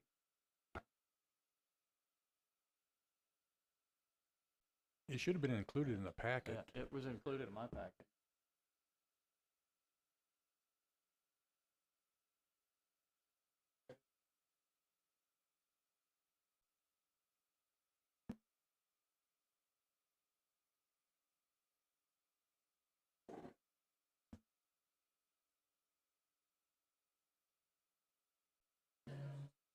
The master land use map is on page 17 of 30.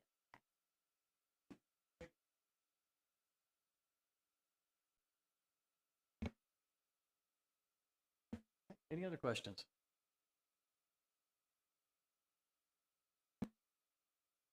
Is there a motion? I'd like to make a motion to the city council the approval, recommended approval of the adoption of the master plan presented this evening. Okay, there's a motion to recommend approval to City Council of the master land use plan as it was presented this evening. Is there a second? I'll second. Motion been seconded. All in favor? 4, any against? 1 abstain. Motion passes. Moving on, agenda item 5D. Discuss, consider, and act on a revision to the existing zoning district uses and standards in the Old Town Haslet area. And we're going to begin with our staff presentation. We'll take a 5-minute recess. We'll reconvene.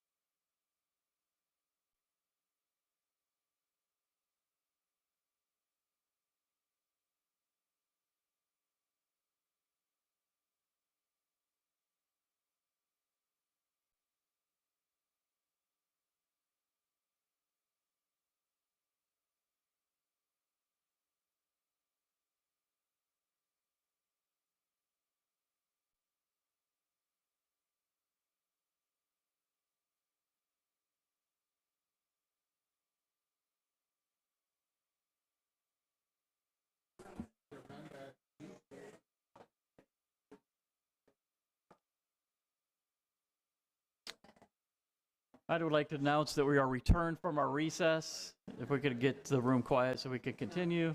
We are returned from our recess. We still have a quorum present, and we are still conducting the September 27th, 2022 Planning and Zoning Commission meeting for the city of Haslet.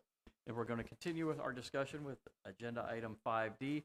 Discuss, consider, and act on a revision to the existing zoning district uses and standards in the Old Town Haslet area. We're going to begin with our staff presentation.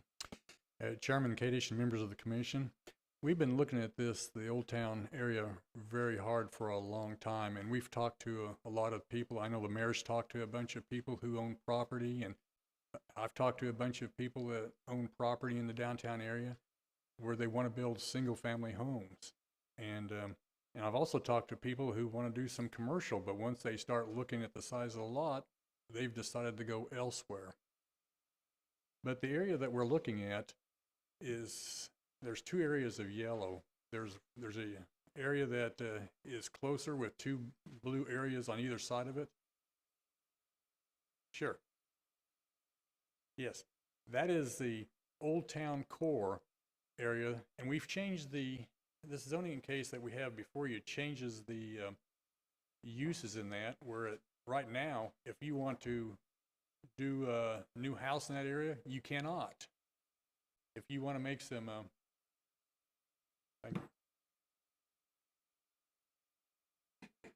this will make it easier.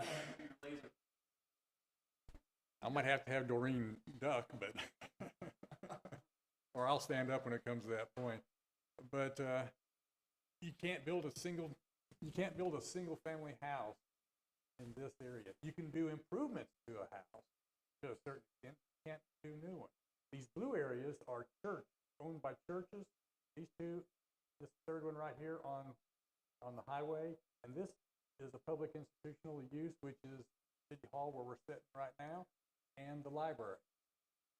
And the other area is this yellow area. That's what we're calling the Old Town expansion, where you can do a little bit larger lots, 10,000 square feet, and the houses are just slightly larger. They're like a minimum of 1,600 square feet. And in the Old Town core, you can do a 1,400 square foot house. But we want this to be a style that fits in with the neighborhood of current residences and future residents. And this is the area that we notified by mail. Everybody within the green is in this area. Everybody in the blue is within 200 feet. So those are just the notices that we have. And these are their particular districts. We have one area here that's Camille Park. We're showing that as a district. There's Parks is a district in our zoning ordinance, and that's what it is, and so we want to do that. The public institutional uses is City Hall here. Along the frontage of 156 is commercial, the GC. And then you have the Old Town core, which includes the churches in this area. And this area that includes the GC includes the other church. Churches can go in any zoning district we have in the city. And so we didn't feel it was necessary to put them in a different district. They can go there, whether we rezone them or not. And then we have this other outer area, which is the Old Town expansion. I do want to go back just a couple slides here. One of the things we also show in the comprehensive plan is the TAP trail, which currently ends over here, is actually continuing it on, tying it around into the park, and also tying in the trail system over here. And of course, this is the Westport Parkway, and this is Schoolhouse Road down south. So we tried to recognize all the things that are existing right now, and also what the conference should.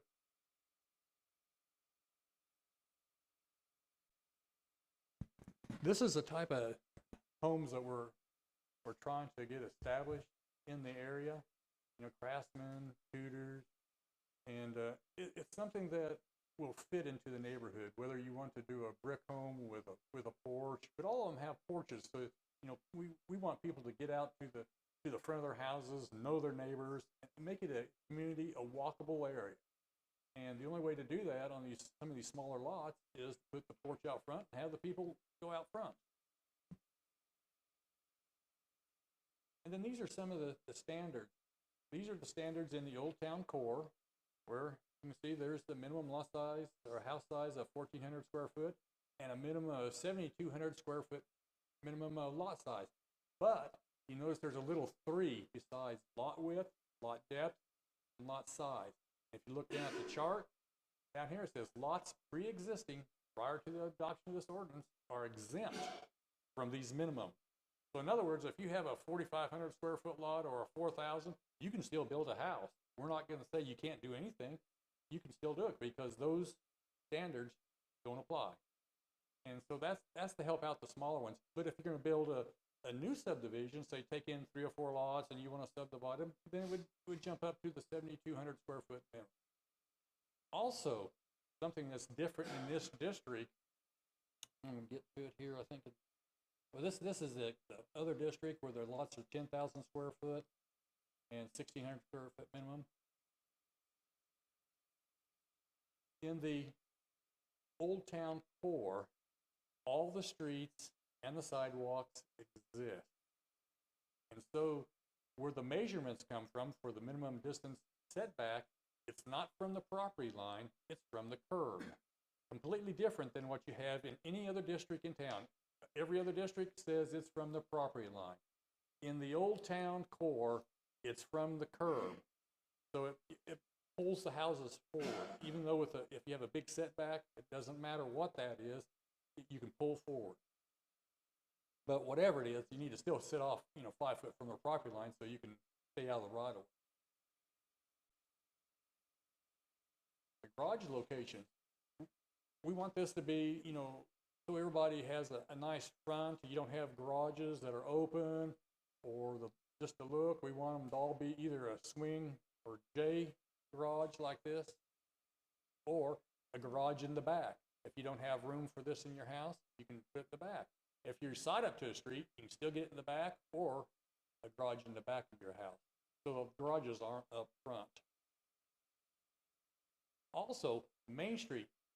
This only applies to Main Street. After you pass the churches, the road Main Street swings to the north. There's a little different design for the street frontage and the right-of-way. We want curvilinear sidewalks. We want the whole area to be walkable. So these lots would be backing up to Main Street, but they don't have access to Main Street except by another road that's interior to the project, and make it more attractive as you drive to the north through this area. And that basically concludes my presentation, and it's something that we want to bring by, make the whole area vibrant and bring back life to the downtown. It's been dead for a long time. Nothing's been going on, and there's a lot of interest in building new homes in this area, and we want to facilitate that.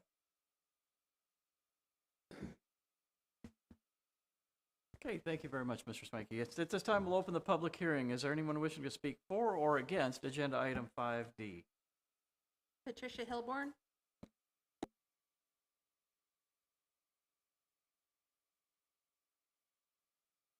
Patricia Hilborn, 2207 Virginia Lane.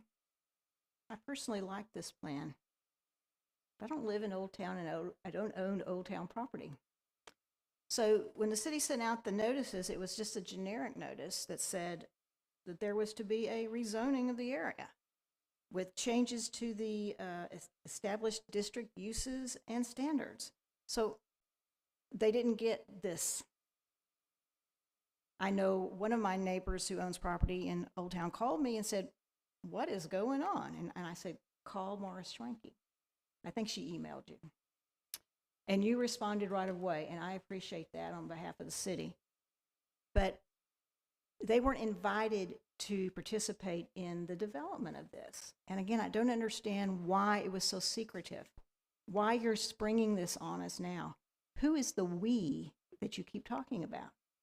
And I hope that every one of these people, and there's a lot of Old Town people here tonight, and I think this is a good representation of the group, and I hope you'll hear some positive and negative feedback that helps you make the decision. But I bet they hadn't even seen this until tonight. Is that fair? Is that right? Some of the drawings were in the presentation in that workshop, but these details were not. The spec pages were not. Just the map, the overlay map. So again, I have to say, y'all, we can't just depend on an expert's opinion or a staff consensus or any particular leader's desires. If you get a good representation and some comments tonight, then maybe that's all the response you would have gotten. But we don't know because none of these folks were included earlier on. So, thank you. Thank you, ma'am. Is there anyone else wishing to speak? Yes, sir. Next one, Cindy Laird.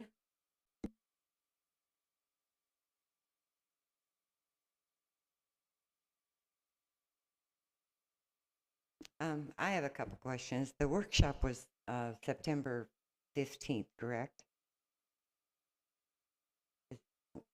The 14th? Okay. And then the letters were sent out after that. So we didn't have the opportunity to know that that was going to be presented at the workshop for us to come tonight and not really know anything about it. So I don't appreciate that. I do live in Old Town. I've lived here for a very long time, and I own several properties in Old Town. I didn't speak to you, Mr. Mayor. My opinion was not asked for or petitioned, or the first time I heard about it was at the park board meeting, and Mr. Schwenke mentioned it to me. And I said, I wondered what the letter meant, what it was all about. I just feel like you're snowballing people into doing things when you're not asking for people to participate in their own government. And I don't appreciate it. Thank you.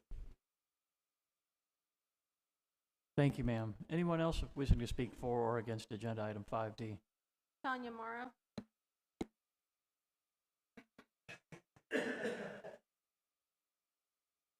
Hello, Tanya Morrow, 232 Odessa Drive, but also a downtown property owner.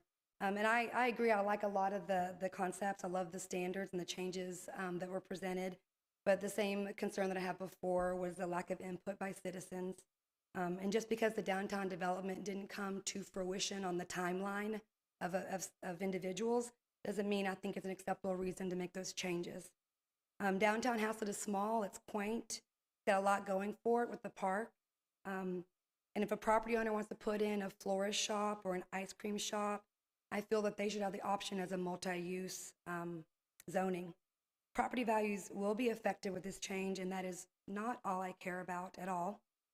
I believe that downtown will be closed for business, and everyone should have a voice. Thank you. Thank you. Next speaker. Thomas Laird.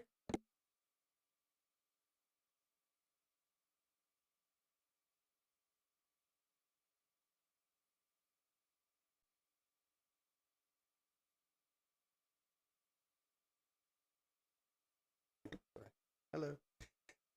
440 Country Lane, Tom Laird. Is the type of material that's allowed to be used for homes that are possibly being built downtown? One of the things they said in the previous ordinances was the building materials, the approved building materials being brick, stone, or 3-part stucco, which is crazy to me. But regardless, there was very similar pictures like that showing lap siding that were not allowed, or that had to be variances had to be taken in order to be able to do those things. Is there anything for anybody to see or to know about whether or not these are actually what the approved building materials are in fact, or is it just going off the same original ones that were there before?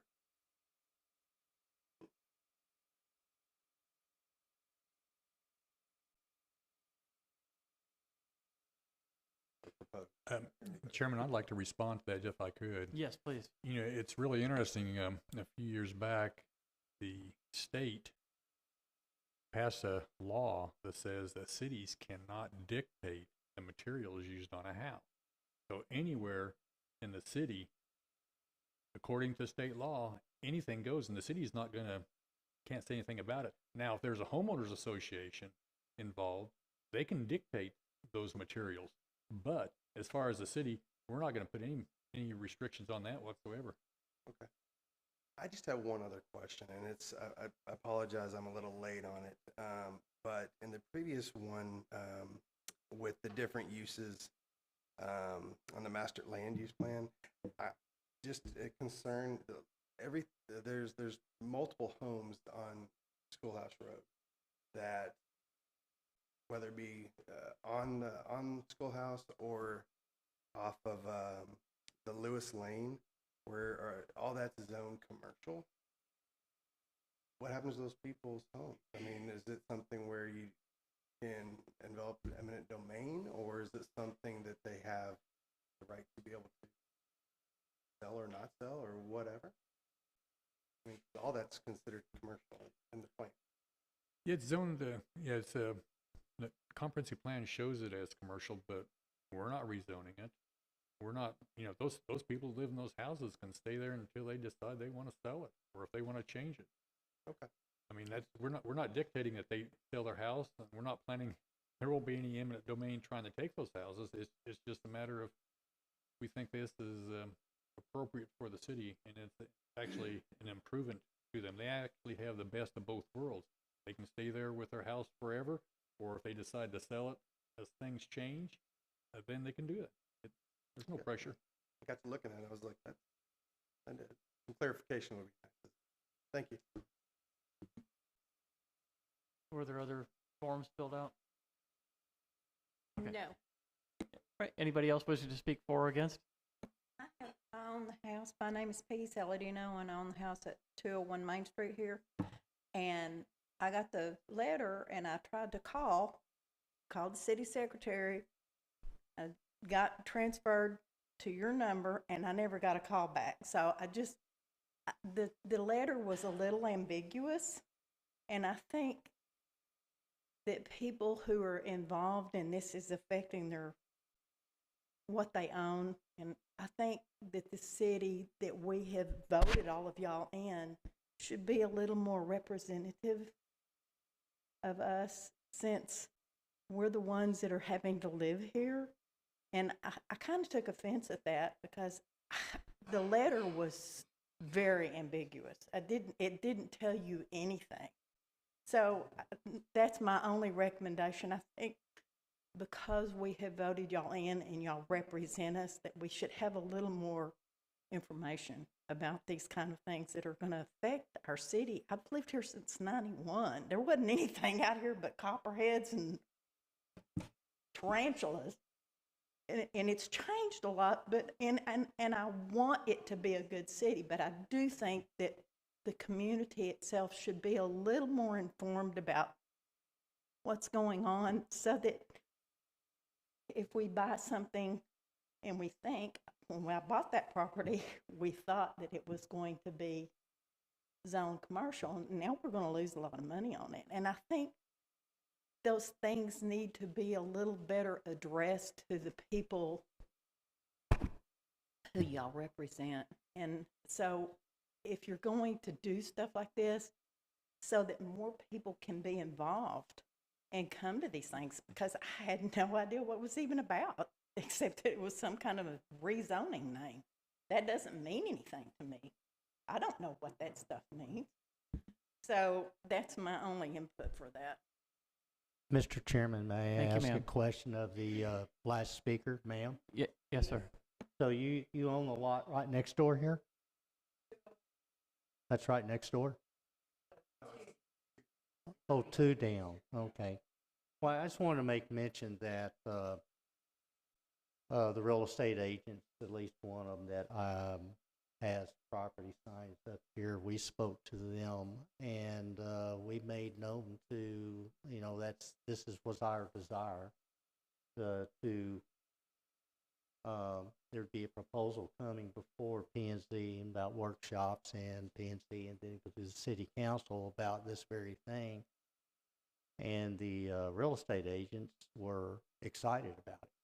Their only complaint is it's not happening fast enough, because they got many calls about people wanting to buy properties here that to build a house on. And there's been inquiries about building a business, but the lots in Old Town are so small that there was no adequate parking after they built their building.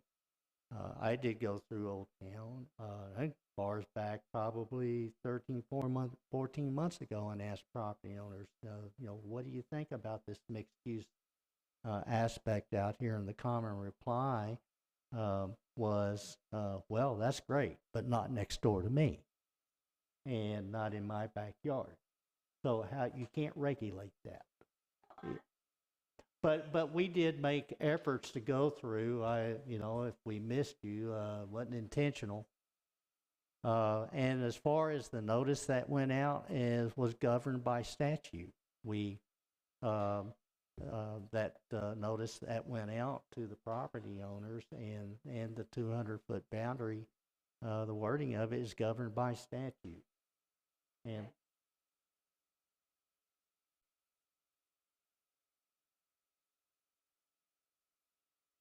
well, I can't answer that right now whether I could or not. But it's under advice. Thank you. Anyway, I just wanted to make that comment, but also many other folks, businesses are in here in Haslet. Of course, in me showing these things, they had to sign non-disclosure agreement because it had not been presented to anybody, but some concept of what we're doing here. They are all excited about this. So there is a lot of support. Builders. We have independent home builders who are wanting to buy lots and build new homes. There's by far more people, probably 20 to 1, to build a house than a business. And the main reason, not to say that it was a failed plan to start with, but what that former plan never looked at was parking. If I build a new building, a business, there's nowhere, and the lots are so small, there's no parking. So you'd have to buy multiple lots, maybe a block, to actually do that successfully. And there was no business or developer to venture out and take that step to do such. Anyway, I just want to make those comments that there were attempts of myself and Mr. Schwanke to get out into the community, to speak to residents, to speak to businesses, to speak to home builders, to speak to others with regard to this. And so it wasn't done secretively or blindly or anything of that nature. There was no intent to that. But it is bringing life back into Old Town years ago for you longtime residents. Before that 2016 plan that took effect, it was full of families. Let's bring life back into it. Some of us are still there.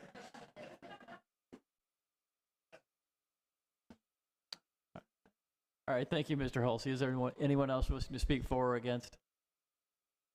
I'm just curious, and I'm hearing the comments. So my understanding is that prior to 2015, Old Town was purely a residential area. That's how it was zoned, is that correct? Yes. And then at some point it was changed because there was a desire to make it a mixed use, so that if I had a home and I wanted to maintain that as a resident, that next door to me, someone could have something that would sell and have it commercial, like an ice cream shop with traffic and people coming through, perhaps walking across my lawn, throwing their trash in. That's an odd decision.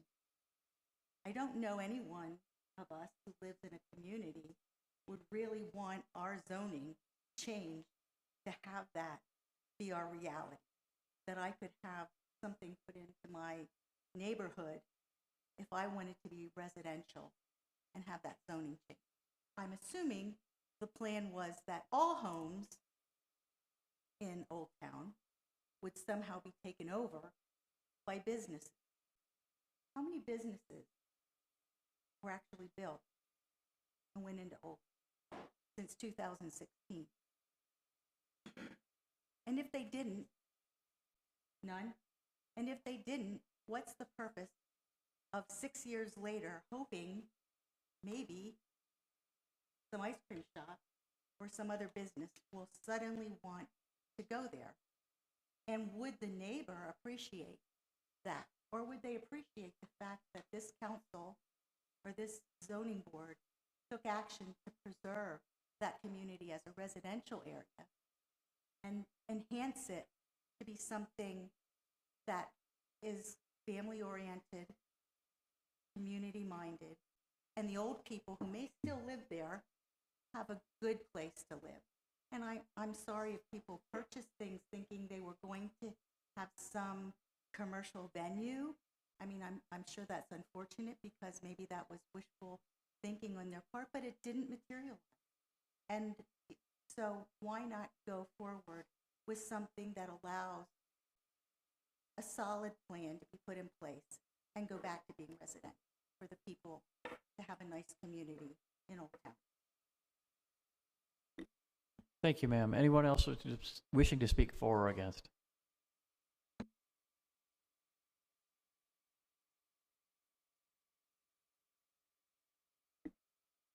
I'm a lifelong Old Town resident. I've lived here all of my 60 years. I grew up here and built my house next to my family home on Gamble Street in the 300 block. And since 2016, I can't tell you what I've experienced. I could bore you for hours on what I've gone through. It's been a nightmare.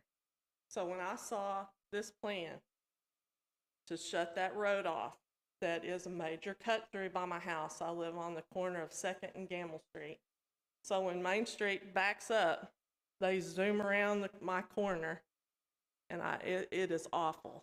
And between 2:30 and 3 a.m. every morning, I get awakened by traffic and motorcycles, people who are just out and about, wanting to do things down in the park. And so this plan for this to go back residential is the most exciting thing I've heard in a very long time. And I appreciate the work that's gone into it. So I hope you will hear my support. I know a lot of these folks own properties here, but they don't live here. I'm a 5th generation person. I'm the last of my family that actually resides in Old Town. And so Old Town is next to my heart. And so to see homes come back, families come back, to see investors, you know, no disrespect to people who are flipping houses or, you know, want to make a buck, you know, that's what we're doing. You know, we support our families. But I live here, and there's a handful of us that live here. And just for your edification, there's about 30 houses in Old Town, and I checked every one of them, give or take a few, on the Tarrant County database, and they're all coded as single-family homes already. So the only businesses that I know are just the few right here along 156. So really this does nothing but put back in place what's already there. Now, if there were some folks who were hoping for commercial and didn't get it, I'm confused by that because they didn't approach the city or the county or anyone to make that commercial. Now, I don't know if that's a tax thing or not. I'm not a business person. I'm just a person who grew up here and still lives here, and I'm retired. So, hear my support for this. Thank you. Thank you, ma'am. Anyone else wishing to speak for or against agenda item 5D? Joel Bullard, 108 Hurley. As it stands now, I believe the area north of town is zoned industrial. Is that correct? You say north of Old Town? North of Old Town? Yes, it's zoned industrial. Okay, and we're looking to make it residential, single family. No, no. The area that's, North of the railroad is Still, right, yeah, south of the is what we want to make railroad is residential. all it's close. But currently, it's industrial. no, it's not. It's, Where's It was that? the commercial center. Okay, The shop. yeah, it was called Old Town Transitional, which. can you show that map? Can you bring that up?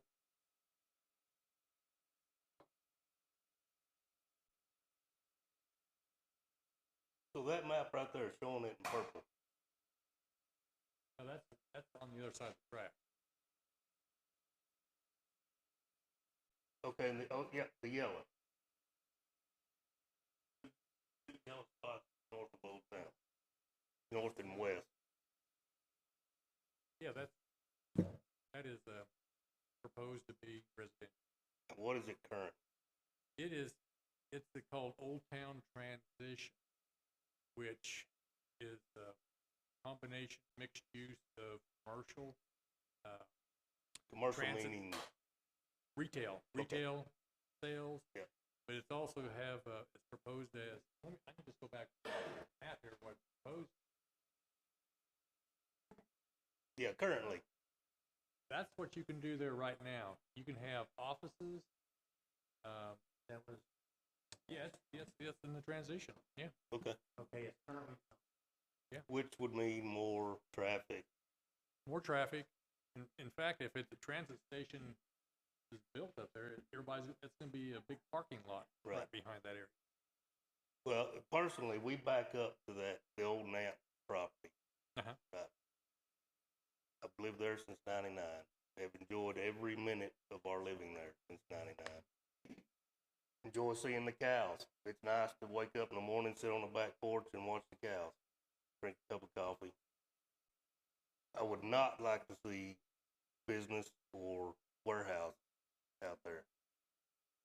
The thought of houses being back there, it's kind of for us, we're not, I wouldn't say not happy about it, but it's better than a warehouse being back there. The only thing I would ask is the size of the house that would be allowed to be built in there would be comparable to anything that's currently here in Old Town. I wouldn't like to see anything built that would lower anybody's property value. That would be equal to or raise property value as far as comparable when that's considered. I don't know if I want to say I'm for it or against it, but I think it's better than what is currently there. I'll say that. Thank you. Thank you, sir. Anyone else?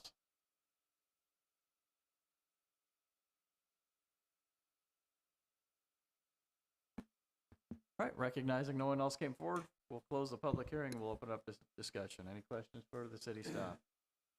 I've got some. Thank you. Main Street is going to be 20 feet. Is there going to be any on-street parking there? In the future, Well, Main Street design, it says Main Street will have a minimum of a 20-foot parkway.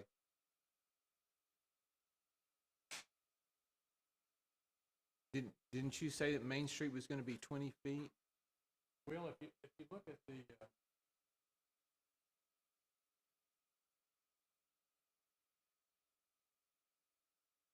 the existing, this is the way it sets up right now. Whatever the width of the streets are, and Main Street is wider than. I misunderstood that then. You know, it's wider. Main Street's wider than 20 feet. It's wherever that curb line is, because Main Street through the Old Town core has been improved. Okay.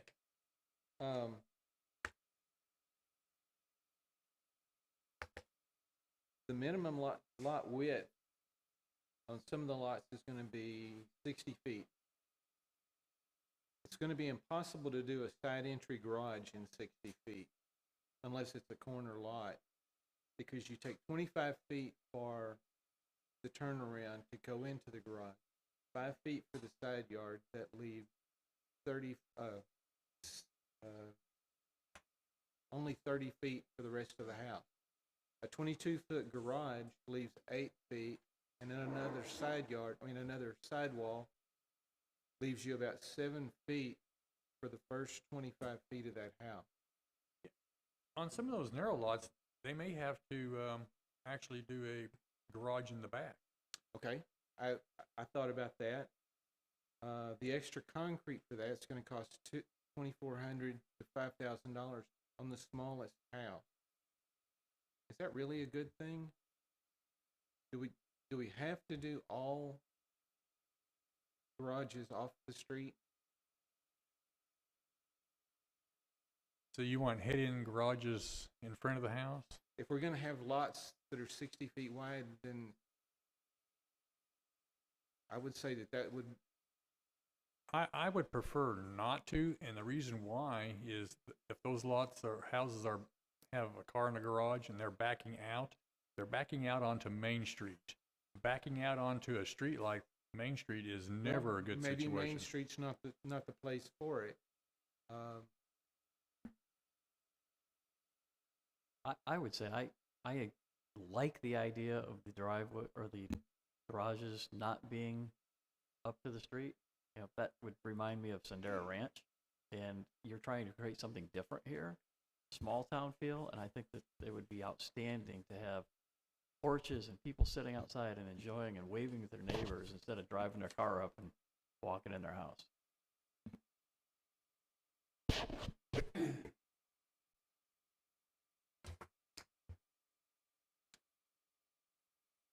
That's fine. I'm. Any other questions?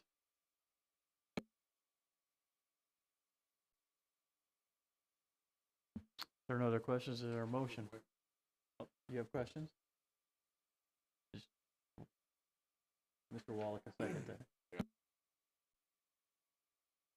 Just out of curiosity, the yellow area designated OT-E, the expanded, how many acres is that? No?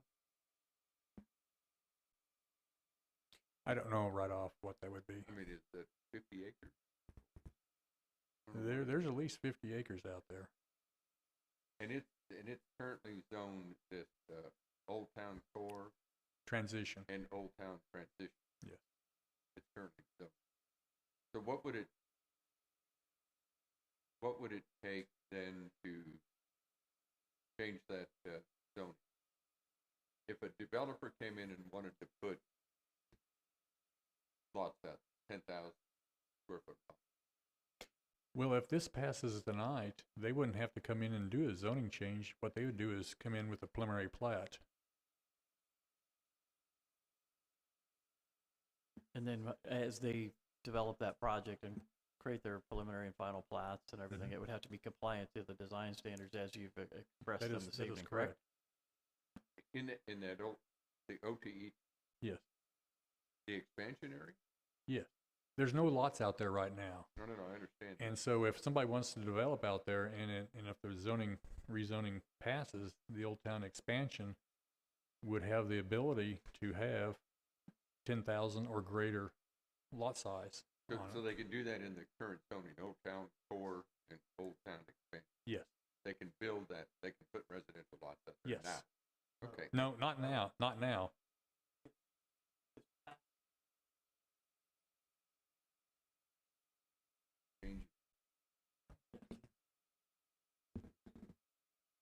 Yeah, you know, in the Old Town, what's the Old Town transition? Traditional single family residential is something that is contrary to what the zoning is, and this needs to pass so they can actually build houses and subdivisions out there if they so desire at a 10,000 square foot lot size or larger. So are we changing the zoning? Yes. By doing Yes, this is a two-part ordinance, is where it creates different standards in the Old Town Core, and it creates the Old Town Expansion District, and also approves those districts on the properties. in the fashion that's up there on the screen.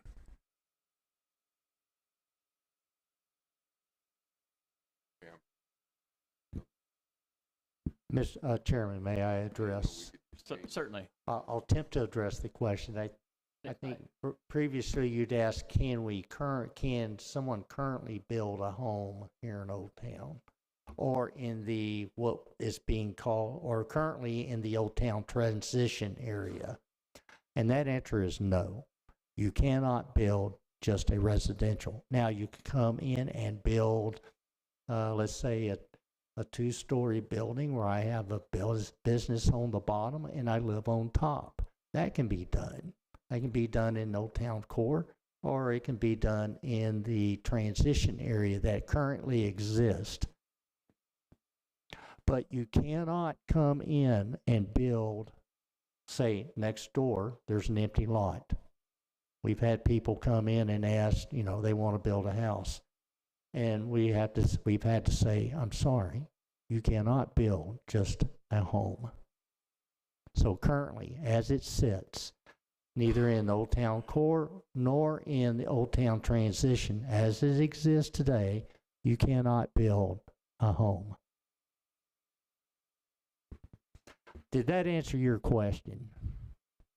So changing the zoning, what's being proposed right now, will permit building a home.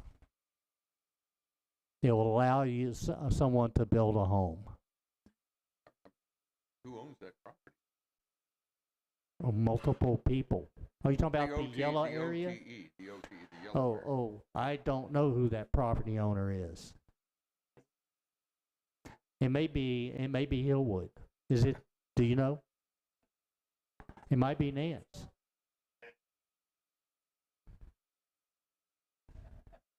What did you say? Okay, so it's Hillwood. Consensus is not 100%, but consensus is it's Hillwood. And we can recommend the council to change that zone. Yes. Absolutely. And that's exactly what happened with the old plan.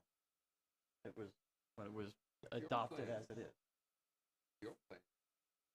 When that was adopted, that was all changed. It wasn't the way it was. This used to be. That was all changed. Okay.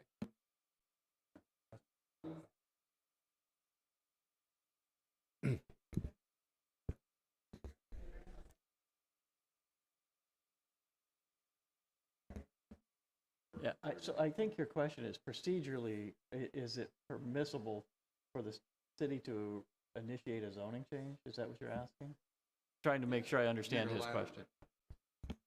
Are you asking that, is it permissible for the city to initiate the zoning change? Unilaterally. Yes. Yeah. Absolutely.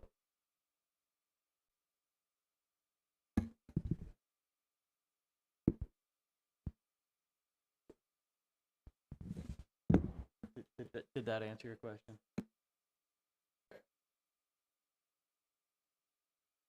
I'm assuming that they were notified. You said all those owners were notified. So. They were all sent letters. If Hillwood is the owner, yes, they got that letter, and they're not here. And also, all those owners who were sent letters having a second meeting because it was cited in the notification, correct? The meeting dates both P&Z and City Council, and I don't think there would be opposition. I know they're quite sure it won't be any because I have third-hand information was that the property owner said the best use of that area looks like is residential. Because you haven't got the thoroughfare system or anything, the circulation to support commercial, driving into a commercial development such as what it was conceived of is like driving into a funnel. There's no circulation, but it is well laid out to support a small subdivision like that. Yeah, I mean, I like the place. Don't get me wrong. I think it's great. I was just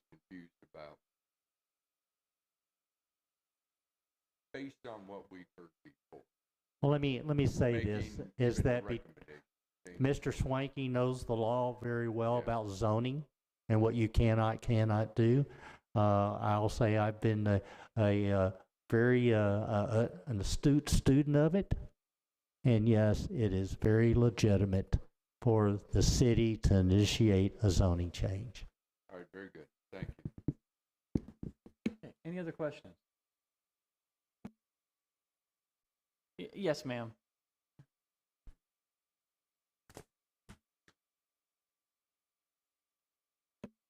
Is there any way that you can designate the OTE areas with fewer houses than that? Otherwise, you're going to have the same problem on Main Street that you have right now. If you have 10,000 homes over there, they're going to come right down Main Street to get out of there. If we can do larger lot sizes there rather than where, you said ours were grandfathered, but do larger lot sizes out there, it wouldn't make the traffic so bad, again, if you ever do get it in control. The answer to the question, even if it's 50 acres, there could be probably a maximum of 200 lots out there, which would increase the traffic. But the answer is yes, this commission can recommend a larger lot. That's up to P&Z.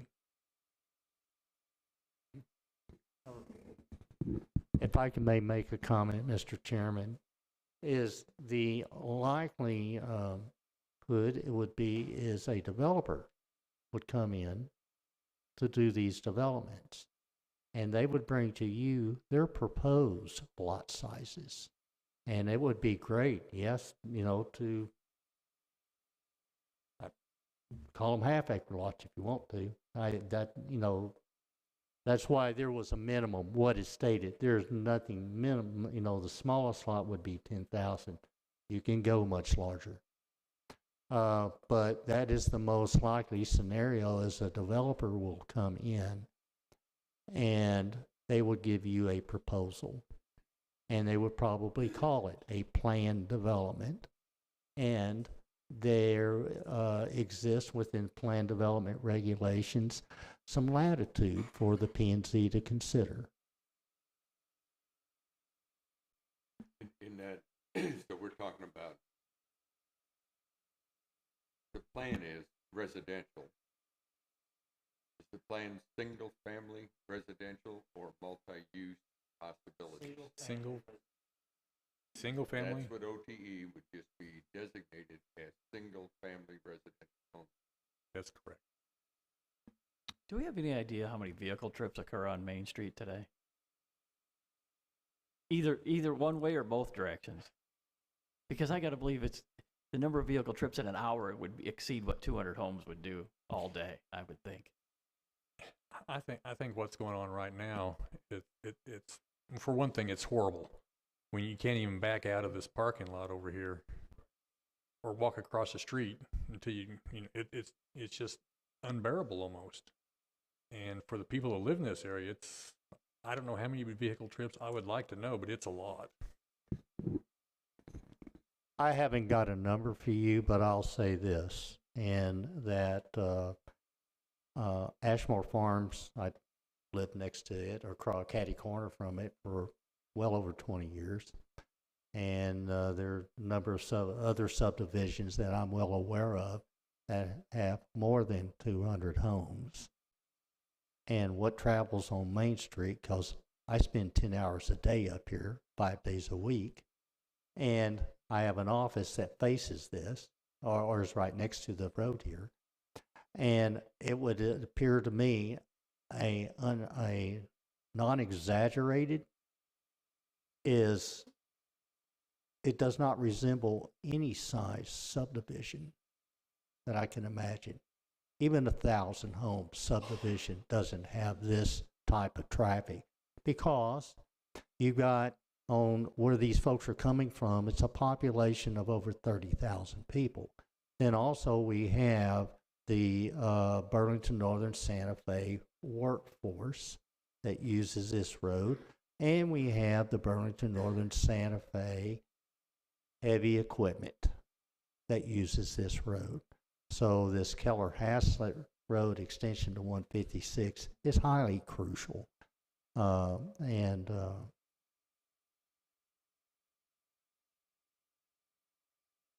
to compare it to what 200 homes would be, couple of cars an hour, maybe. Not anything like it is today. But no, we don't have those numbers.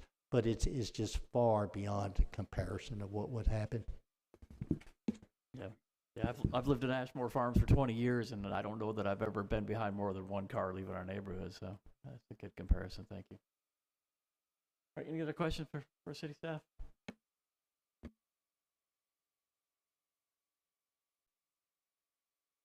Is there a motion?